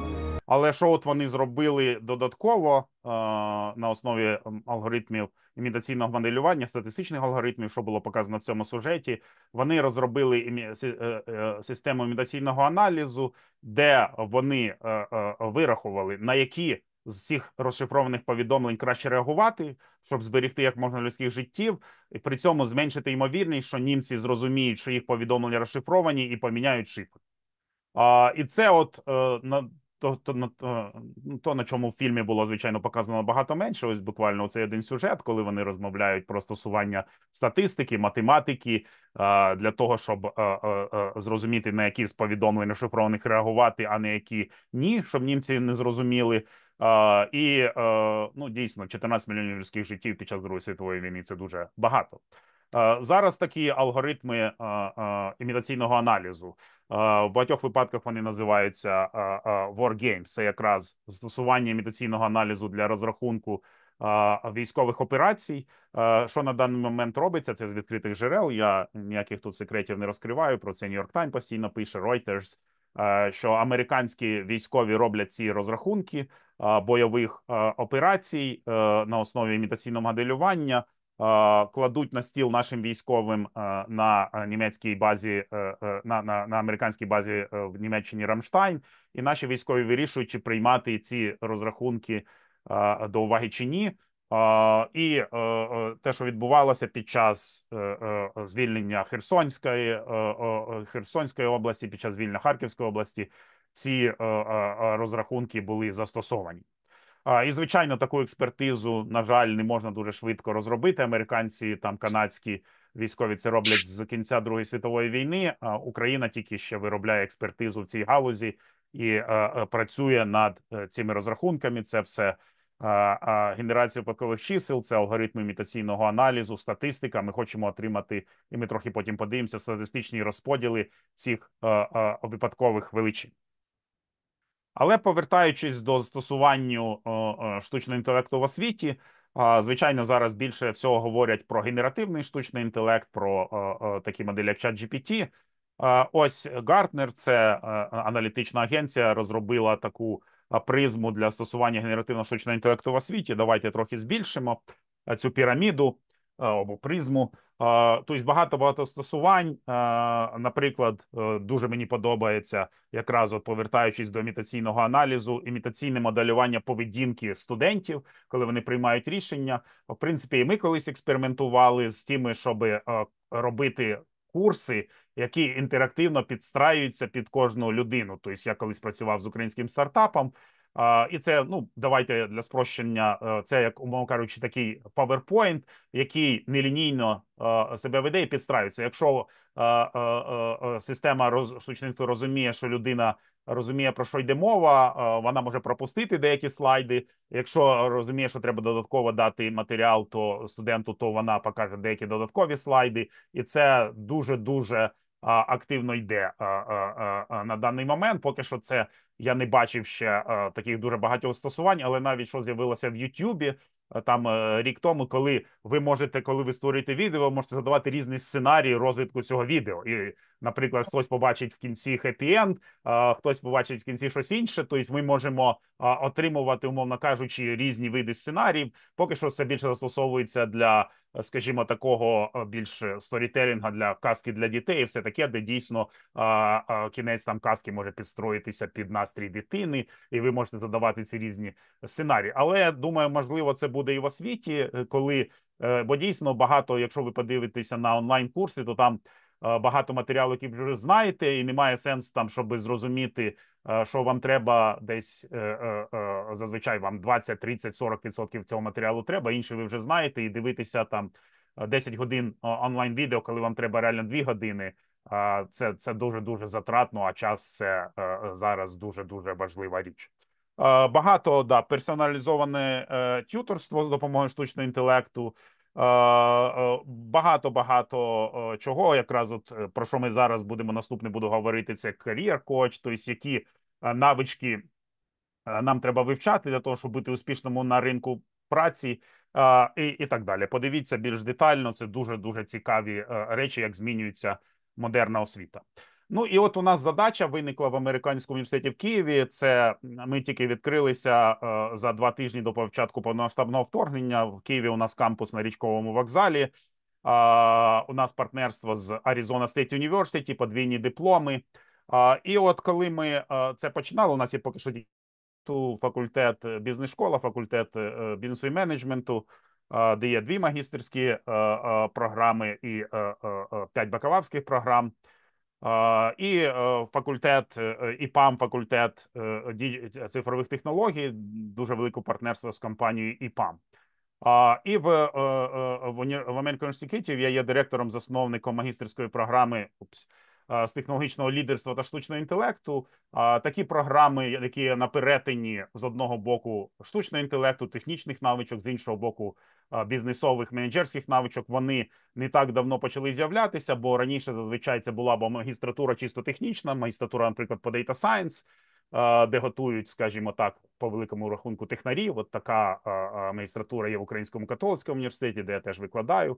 Або є умовна MBA-програма по бізнес-адмініструванню, де чисто бізнесова. От такі програми іменно на перетині бізнесу з одного боку і технологічного штучного інтелекту з іншого боку почали з'являтися тільки десь років 5-7 тому по всьому світу. Тут, наприклад, в Торонто вже 3-4 є таких програм, в Торонто і околицях. У всіх університетах в Україні поки що така програма одна. Ми колись відкрили її, подібну програму в Київській школі економіки, але потім наступив ковід, і ми змушені були її закрити.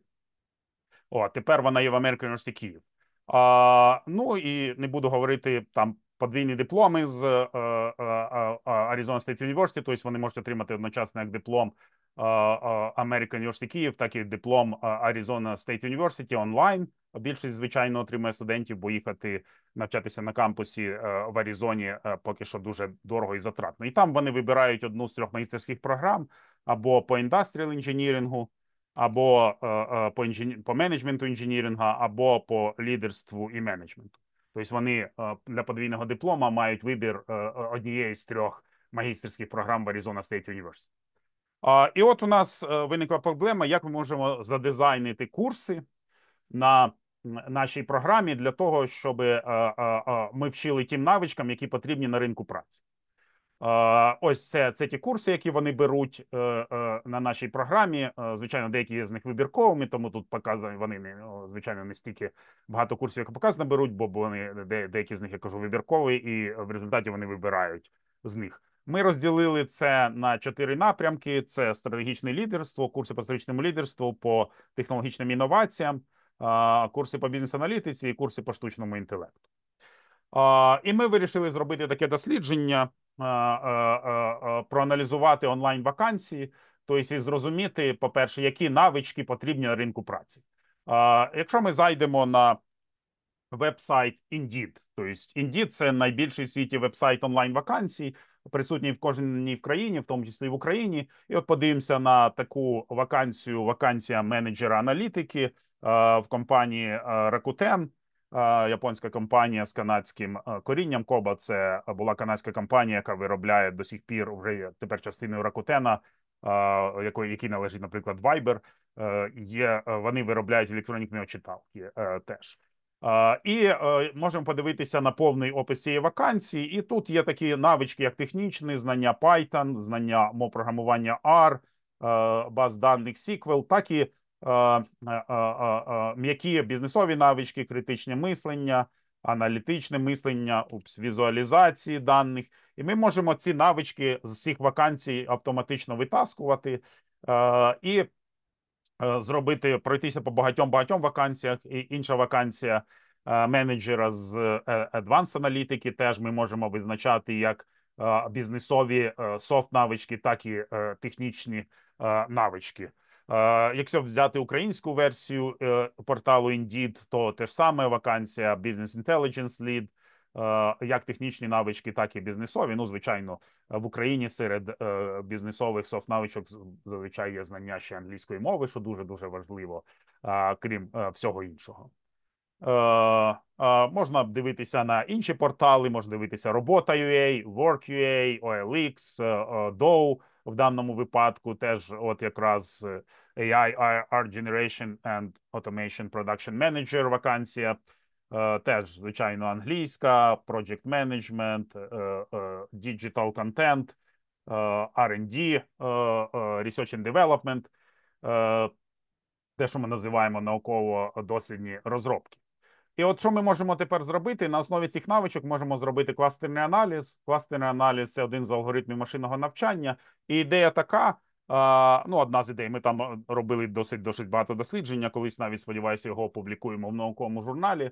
Але якщо ці навички, скіли зустрічаються разом в одній і той же вакансії, то вони опиняться в одному кластері, і, звичайно, так як вони разом зустрічаються в одній вакансії, то їх має сенс викладати разом в рамках навчального курсу. Тобто ми хочемо зробити кластерний аналіз навичок, і на основі цих кластерів за дизайн інтерпретувати кожен кластер як навчальний курс і розробити послідовність навчальних курсів. Я зараз покажу результати. Ми в результаті кластерного, а потім розкажу, як цей алгоритм працює, кластерного аналізу. Він називається ієрархічне кластерування. Тобто ми отримали таку дендрограму, таке ієрархічне дерево навичок. І тепер ми дивимося на кожен кластер. В цьому кластері навички Data Management, SQL – це Structured Query Language, це мова запитів до баз даних. На основі цього кластеру дизайнимо якраз курс по Data Management, де якраз ці навички, які є в цьому кластері, ми будемо викладати, SQL, бази даних, структури даних і так далі. Далі інший кластер Deep Learning, AI, Machine Learning. На основі цього кластера ми дизайнимо курс по машинному навчанню і глибинному навчанню, де якраз навчаємо цих навичок. Статистичний аналіз, SPSS. SPSS – це статистичний пакет від IBM. Розробляємо курс статистичного аналізу для бізнесу, де теж викладаємо ці навички. Spark, Hadoop, Big Data – це, звичайно, курс по розподіленим обчисленням, по Big Data. де ми якраз викладаємо екосистему Hadoop, розподілення обчислення, клауд, Spark і так далі. Креативність, курс по Creative Thinking, Design Thinking, це вже м'які навички, бізнесові навички. Тут перемовини, Project Management, Consulting, розробляємо курс по Project Management і бізнесові перемовини. Також Tableau, Business Intelligence, розробляємо курс по Business Intelligence, застосування таких пакетів, як Tableau, Power BI. Excel, окремий курс, наприклад, Excel по бізнесу. Тобто, і ці, звичайно, ми зробили кластерний аналіз. Тепер ми ще можемо попросити ChatGPT інтерпретувати кожен з цих кластерів як навчальний курс. І це я теж зараз покажу, але давайте спочатку розкажу, як працюють такі алгоритми ієрархічного кластерування. На простому прикладі.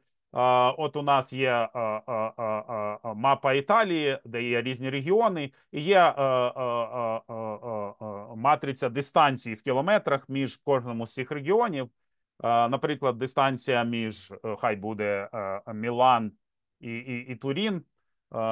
Тут у нас от Мілан, тут у нас Турін. Ось дистанція між ними 138 кілометрів. І далі, як ці алгоритми ієрархічного кластерування працюють, ми знаходимо найкоротшу дистанцію в цій матриці, вона якраз і є між Туріном і Міланом, і ставимо її на перший рівень нашого ієрархічного кластерного дерева. Тепер ми об'єднуємо Турін і Мілан в один кластер, перераховуємо ці дистанції, тепер вже з урахуванням того, що Турін і Мілан – це у нас один кластер став. А далі повторюємо цей процес. Знову знаходимо найкоротшу дистанцію. Тепер вона буде між Римом і Неаполем. Тут ставимо ми Рим і Неаполь на другий рівень нашого ієрархічного кластерного дерева, де Турін і Мілан був на першому рівні. Далі тепер об'єднуємо Неаполь і Рим в один кластер, перераховуємо дистанції. Знаходимо знов найкоротшу. Тепер найкоротша буде між нашим уже існуючим кластером Неаполь, Рим, ось існуючим кластером і Барі. Тут. І це ми ставимо от між існуючим кластером Неаполь, Рим і Барі, і ми це ставимо на третій рівень ієрархічного нашого дерева. І далі знов-таки повторюємо, об'єднуємо в кластери, отримали четвертий рівень ієрархічного кластерного дерева, ну, перерахували і тепер отримуємо останній п'ятий рівень нашого ієрархічного кластерного дерева. Тобто, що ми тут отримали? Ми отримали, ось це у нас Турін і Мілан, це перший рівень нашої ієрархії в цьому дереві. Неаполь, Рим, другий рівень. Далі тут ось третій рівень, четвертий рівень і п'ятий рівень. І тепер, що ми можемо робити? Можемо взяти вертикальну лінію і двигати її вверх-вниз, і кількість горизонтальну лінію цю от, двигати її вверх-вниз, і кількість вертикальних ліній, які вона перетинає, дає нам кількість кластерів, які ми отримуємо. В даному випадку вона перетинає 3 вертикальні лінії. Ми отримуємо наш кластер Турін і Мілан. Ми отримуємо другий кластер – це Флоренція. І перепригую, коли малюю. І третій кластер Барі, Неаполь, Рим. І тепер, звичайно, ми можемо ці кластери застосувати. В даному випадку, наприклад, для побудови великих госпіталів в кожному з цих кластерів, в кожному регіоні. Але ми цей алгоритм ієрархічного кластерного аналізу застосовуємо для кластерування навичок, скілів, які потрібні на ринку праці, і отримуємо ті от результати, які я вже показав по дизайну наших курсів. І тепер я зараз покажу цей приклад, як ми це робимо, задаючи це програматично. Ми якраз це можемо попросити генеративний штучний інтелект на основі нашого кластерного аналізу інтерпретувати кожен кластер як якраз навчальний курс. І давайте подивимося на це демо. Я покажу це код на Python, де можемо всі ці речі збирати програматично, задавати це як подивлюся, чи видно, як видно вам цей Код, дивіться, тут зараз знов таки писати код на Python чи на інших мовах програмування не потрібно. Це може генерувати для вас штучний інтелект. Єдине, що так як ми всі знаємо про галюцинації, і Крістоф згадував, і я вже згадував про галюцинації, які існують в штучному інтелекті. Той код, який згенерованим штучним інтелектом, треба перевіряти, треба валідувати, треба розуміти, чи ці результати, які він видає, є правильними. Але ну писати вже код, хоча б для таких простих задач, є не обов'язковим. Цей код може бути згенерований чатом GPT. Тут ми би взяли, зібрали ці онлайн-вакансії з сайту Indeed, записали їх в файл. І тут що ми маємо? Ми маємо назву компанії, в якій ця вакансія, маємо повний цей якраз опис роботи, назву роботи, локація. І далі ми визначаємо ті навички, які є в описі кожної з вакансій, і ми їх записуємо в цю табличку. От якщо нам треба знання мови програмування Python, воно з'являється в цій вакансії, ми маємо одиничку, воно не з'являється в цій вакансії, маємо нулик. Тут, наприклад, нам треба навички статистичного аналізу, в цій вакансії треба, одиничка, в цій не треба, нулик. І далі на основі цих даних ми формуємо матрицю дистанцій, яку я показав на прикладі Італії, і генеруємо цей ієрархічний кластерний ієрархічну кластерну діаграму, яка називається дендрограмою. І далі, коли ми двигаємо в даному випадку цю от лінію, ми отримуємо кількість кластерів, і їх можемо, звичайно, вручну трохи переробити, якщо хочемо. Ну і от ми отримали 11 кластерів. В першому кластері знаходяться такі навички, як Project Management Negotiation Skills, в другому Consulting, в третьому штучний інтелект, машинне навчання, глибинне навчання і так далі. І далі, що ми будемо? Ми будемо взаємодіяти з чатом GPT, в даному випадку через API, через програмний інтерфейс. Тобто ми використаємо там GPT-4o міні-модель. І що ми робимо? Ми робимо такий промпт. От він написаний. Будь ласка, розроби послідовність університетських курсів на магістерському рівні, який включає назву курсу, 10 лекцій, враховуючи результати нашого кластерного аналізу, де от в першому курсі повинні ми навчати цим навичкам, те, що ми витащили з нашого кластерного, в другому курсі цим навичкам, в третьому курсі цим навичкам. Передамо це в чат GPT, от отримаємо таку послідовність 10 курсів. Тобто перший курс буде по проєктному менеджменту і навичкам перемовин, і воно от видало нам 10 тем на основі нашого кластерного аналізу. Далі починаємо гратися з чатом GPT, різні варіанти промптів. Тут я вже задав більш складний промпт, що ми хочемо якраз це магістерські курси, і для магістерської програми на перетині з одного боку штучного інтелекту, з іншого боку бізнесових навичок і так далі. Тоді вже отримуємо більш такі нормальні теми. І це все ми застосували, в принципі, для розробки нашої послідовності курсів. Тобто ми, звичайно, у нас є вимоги університету Аризони для того, щоб деякі курси вони трансферяться на подвійні дипломи. І, звичайно, ті курси вони більш-менш диктуються Аризоною, але всі інші курси, вибіркові курси, ми от розробили таким чином на основі вимог ринку праці, на основі кластерного аналізу. Тобто ми застосовуємо штучний інтелект для дизайну самих навчальних курсів. Це був мій перший приклад. Ще покажу, може, один приклад в ті там 7-8 хвилин, які залишилися, але поки що питання по кластерному аналізу, якщо є. Дивіться, тепер, що ще можна робити, теж коротке відео, є досить багато стартапів, які нам дозволяють автоматично дизайнити відео для курсів на основі тих даних, які ми задаємо. Мені от подобається цей стартап, чому він подобається, це канадський стартап, але з українським фаундером.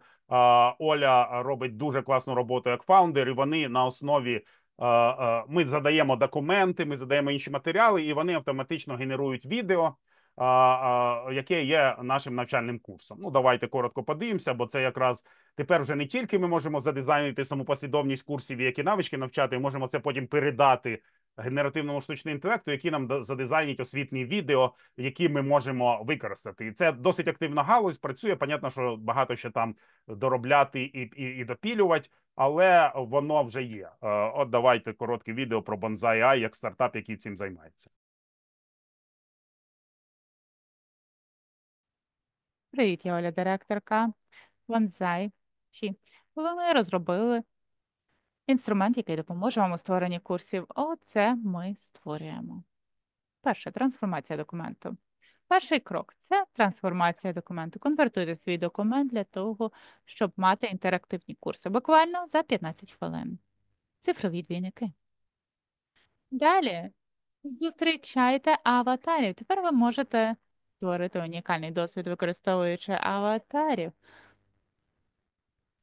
Технічне відеонавчання.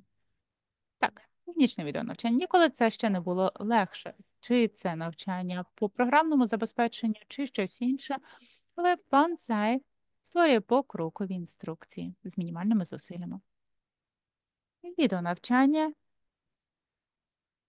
легких навичок. Так, використовуючи відео, ми створюємо спеціальні курси за 3 хвилини і декілька кліків.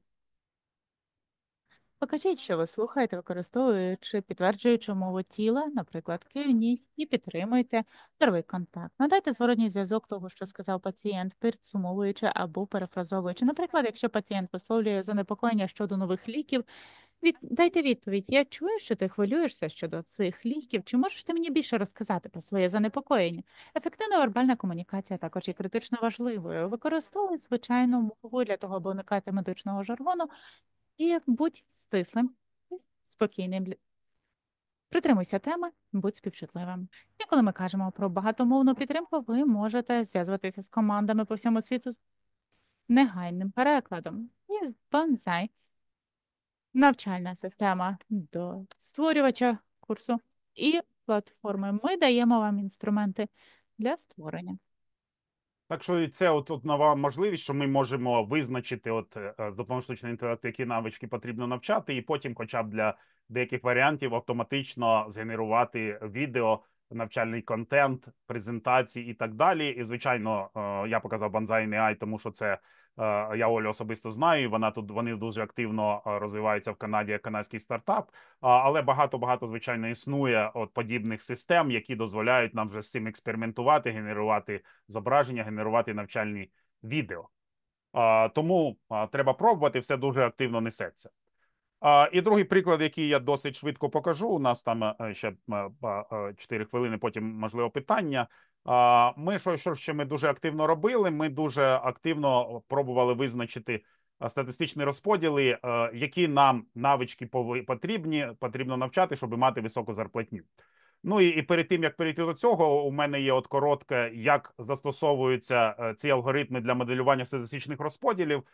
Дуже це активно робилося, мені подобається цей приклад по розповсюдженню пандемії коронавірусу, коли ми, якщо нічого не робити, ось у нас буде такий статистичний розподіл кількості захворювань, у нас є, звичайно, capacity нашої системи охорони здоров'я, якщо нічого не робити, вона сколапсує, і тому, що нам треба було зробити на основі політик, які розроблялися урядами, це зробити більш плоским цей розподіл захворювань, щоб він не перевищив можливості системи охорони здоров'я, щоб пережити пандемію і перечекати, поки з'являться вакцини.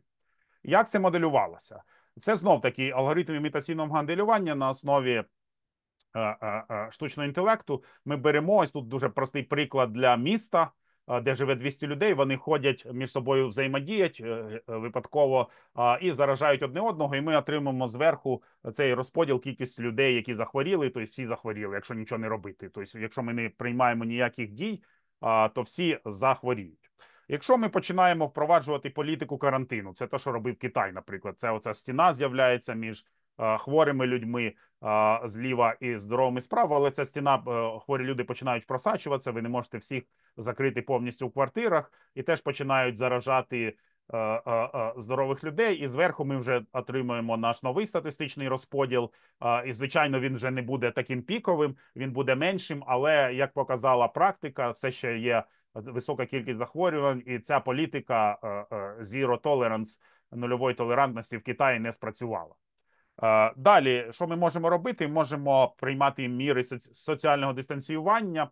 І тут показано, коли кожна 4-та людина порушує цю політику, ходить по місту і заражає інших, але тільки кожна 4-та. І знов-таки наш розподіл вже буде більш плоским в результаті. А тепер, якщо ми візьмемо знов політиків проводить соціальне дистанціювання, але тільки 1 з 8 людей буде порушувати, то ми, як ми побачимо, вже цей розподіл буде ще більш пласким. Тобто ми отримуємо статистичні розподіли тих випадкових змінних, які нас цікавлять. І от на основі таких розрахунків, бачите, ми отримали більш таку плоску розподіл кількості захворювань, і це ту політику, яку впроваджували багато урядів в практику.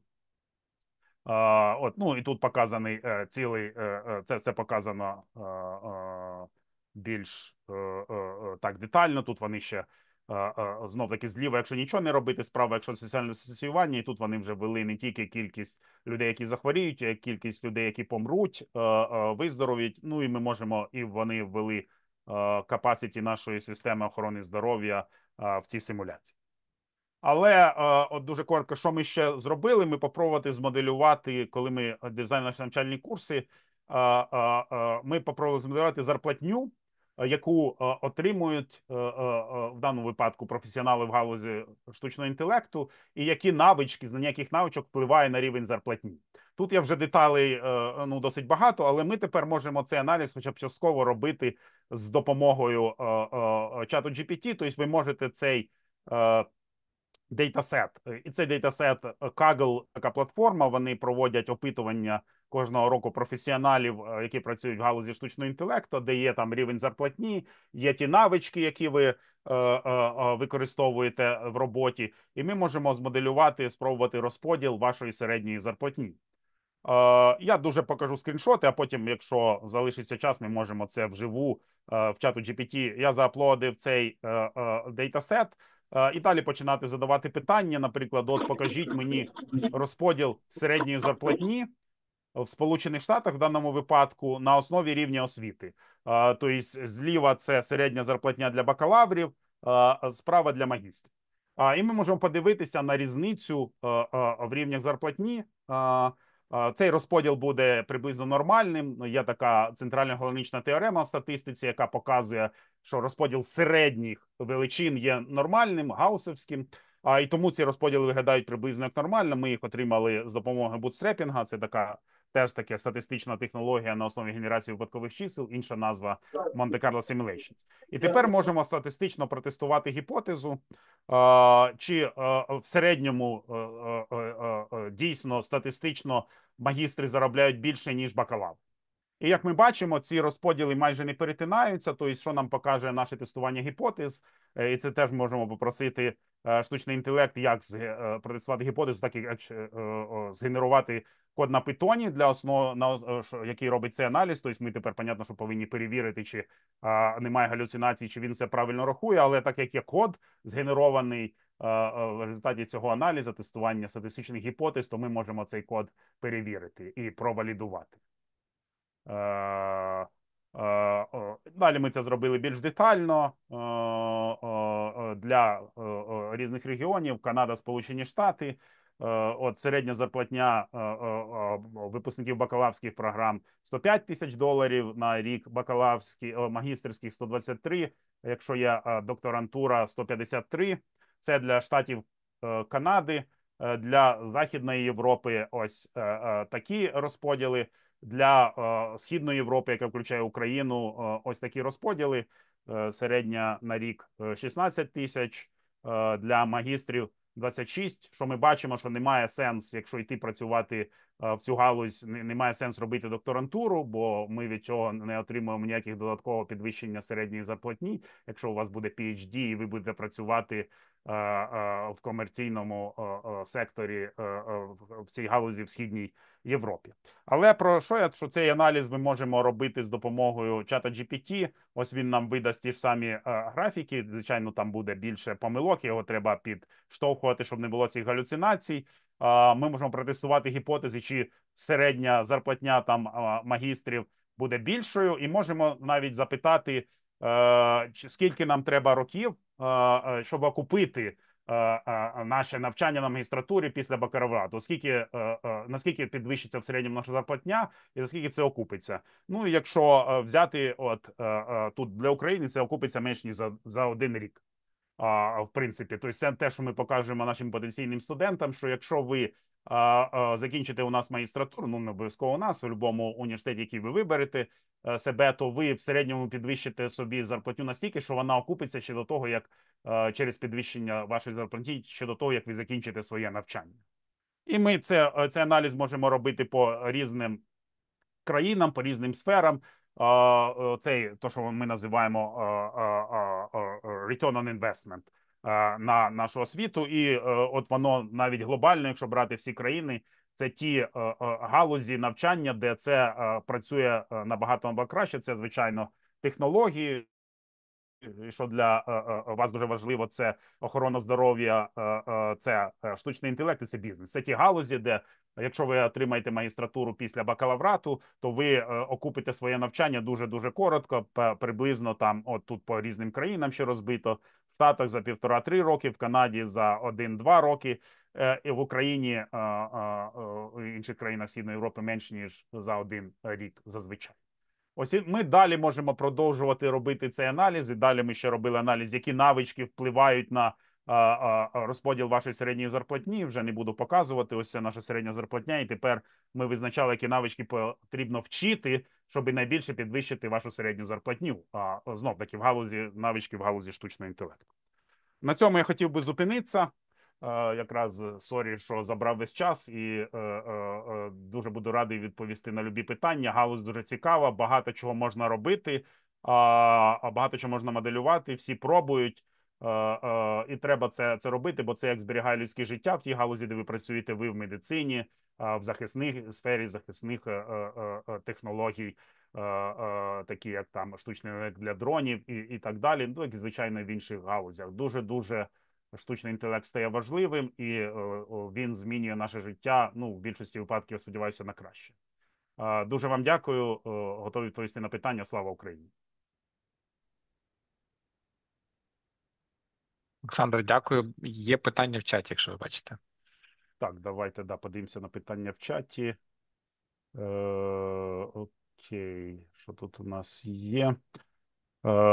Відомо, що є мовні моделі, які можна завантажити на власний комп'ютер, наприклад, Llama від Meta. Чи у вас такий досвід? Можливо, є покликання для використання в межах українських університетів, чи можливо робити їх кастомізацію, це краще робити через промпти? Дивіться, звичайно, можна будувати системи, можна, от то, що в попередній презентації назвали асистентами або агентами, можна будувати так звані раги, Retrieval Augmented Generation, там засовувати деяку інформацію в векторні бази даних, і це все, звичайно, має великий сенс. Чи ви хочете застосовувати такі відкриті моделі, як Llama, які ви можете завантажити і з ними гратися, чи такі більш моделі чорного ящику, як від вендорів, таких як OpenAI, чи Google, чи Claude від Anthropic, то це вже ваше рішення. Звичайно, в корпоративному секторі тут виникають проблеми з безпекою даних, які ви передаєте цим моделям. В університетах ця проблема менше, тому ви вибираєте, що вам більше підходить. На мою думку, простіше це все-таки робити на клауді, розкатувати, кастомізувати і реально будувати ці системи, але дуже залежить, як ви хочете їх застосовувати в навчальному процесі, тому варіантів багато і залежить від того, як це. Через промпти, звичайно, простіше робити кастомізацію, бо ви можете задавати контекст зразу в промпті, як я це показував. Не треба вам цей контекст засовувати в векторну базу даних, що там складніше з точки зору архітектури побудови, але вирішуєте, як, наскільки вам це треба і яка у вас застосування, і від цього буде залежати, наскільки складну систему штучного інтелекту ви хочете заімплементувати. Питання від Олени. Дякую за чудову презентацію. Вам дякую, що доєдналися. Ви зазначили певні переваги штучного інтелекту та користь. На які ризики ви можете звернути увагу? Я дійсно не казав багато про ризики. Звичайно, є ця гонка як до добрих і гарних стосувань штучного інтелекту, так і поганих. Є, звичайно, екзистенційні ризики штучного інтелекту, те, що, ну і це не тільки там те, що ризик, що прийде термінатор і всіх нас знищить, а екзистенційними ризиками вважається, що погіршиться якість життя людей від штучного інтелекту, що ми починаючи з того, що ми почнемо деградувати, і вони дійсно існують, і дуже активно обговорюються регуляції в цій галузі. Ну, але моя думка проста: у нас зараз війна, і тому деякі регуляції, деякі стримувачі на тих же самих для дронів, для автономної навігації, на жаль, ми не можемо собі дозволити, бо інакше будуть гинути наші цивільні і військові. Тому я вважаю, що для України, звичайно, тут це важко пояснювати західним країнам, яким як Канада, всі етичні речі, але я вважаю, що нам треба на них, ну, це off the record, це моя особиста думка, нам треба на всі ці регуляції в даний момент просто забити і впроваджувати як можна більше систем автономності для дронів, автономної навігації і так далі, бо це нам дозволить, я сподіваюся, виграти цю війну і зробити так, щоб вона ніколи не повторилася. Так, це про ризики. Що в нас ще? З використанням якої статистичної програми ви будували дендрограми? Чи не реалізовували, чому самі такі компоненти вийшли в конкретні підгрупи в дендрограмі? Дякую. Ми це робили, збирали цей код на Python і візуалізували це на Python, застосовували бібліотеки мову програмування Python, щоб побудувати ці дендрограми. І, звичайно, ми аналізували, чому ці компоненти увійшли в ці дендрограми. У нас головним фактором, який я показав, звичайно, ми там дивилися на більш складні фактори, більш складні фічі, але в даному випадку, що якщо курси зустрічаються разом в вакансії, то ми їх хочемо викладати разом в рамках одного навчального курсу, і тому вони попадуть в цей кластер, тобто вони подають один кластер, тому коли вони зустрічаються разом в багатьох вакансіях. Якщо вони не зустрічаються разом на робочому місці, то, звичайно, вони будуть в різних кластерах, і їх має сенс викладати в рамках різних курсів, але це тільки одна з ідей для побудови кластерів, їх дуже-дуже багато, і ми експериментували із іншими ідеями також в рамках нашого дослідження. Дякую, Ігор. Може, ще якісь є питання голосом або в чаті?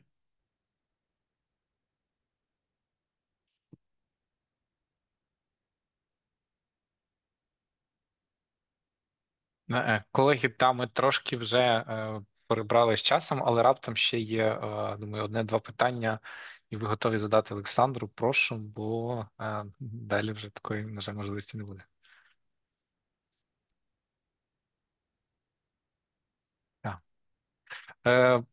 Олександр, поки ще хтось думає, я хочу ще раз від себе подякувати, що у вас вийшло доєднатися, дати чудову лекцію, чудове поширення досвіду свого, тому що ми побачили просто якісь теоретичні речі, побачили, як ви дійсно це на практиці використовуєте. Це насправді є дуже цінним. Це завжди цінується, тому що ми бачимо, як воно пройшло від ідеї до реалізації і працює. Хоча, здавалось би, це штучний інтелект. Хто міг подумати ще пару років там чи скільки назад, що ми будемо настільки практично його використовувати в своїй професійній і повсякденній діяльності. Дякую, Віталій, що запросили. Дякую за те, що ви робите. І дякую вам всім за те, що ви працюєте в галузі медицини, охорони здоров'я, рятуєте людські життя. І за це вам велика подяка. Так. Супер. Мені здається, сьогодні дуже цікаве поєднання двох спікерів вийшло, і ми дуже вдячні Крістофу, який в першій частині нам поділився своїми знаннями і також доповнилось прекрасними лайфхаками і ідеями від Олександра. Я сподіваюся, що цей воркшоп був для всіх корисний. Ми на цьому не закінчимо. Ми тільки насправді почали серію воркшопів в рамках марафону медичної освіти. Тож, колеги, слідкуйте за нашими публікаціями. В майбутньому ми до вас прийдемо з новими темами. Далі теж будуть теми по диджиталізації, по тому напрямку, який я очолюю, але не тільки ним єдиним, звісно. Тобто у нас буде ширше і більше. Слідкуйте, приєднуйтесь і втілюйте в життя ці знання і навички, які ви отримуєте в воркшопах. Ми сподіваємося, що це буде корисно для вас, для всіх студентів, пацієнтів в майбутньому і для країни. Ще раз дякую. Всім мирного, тихого вечора. До побачення. Дякуємо, до побачення.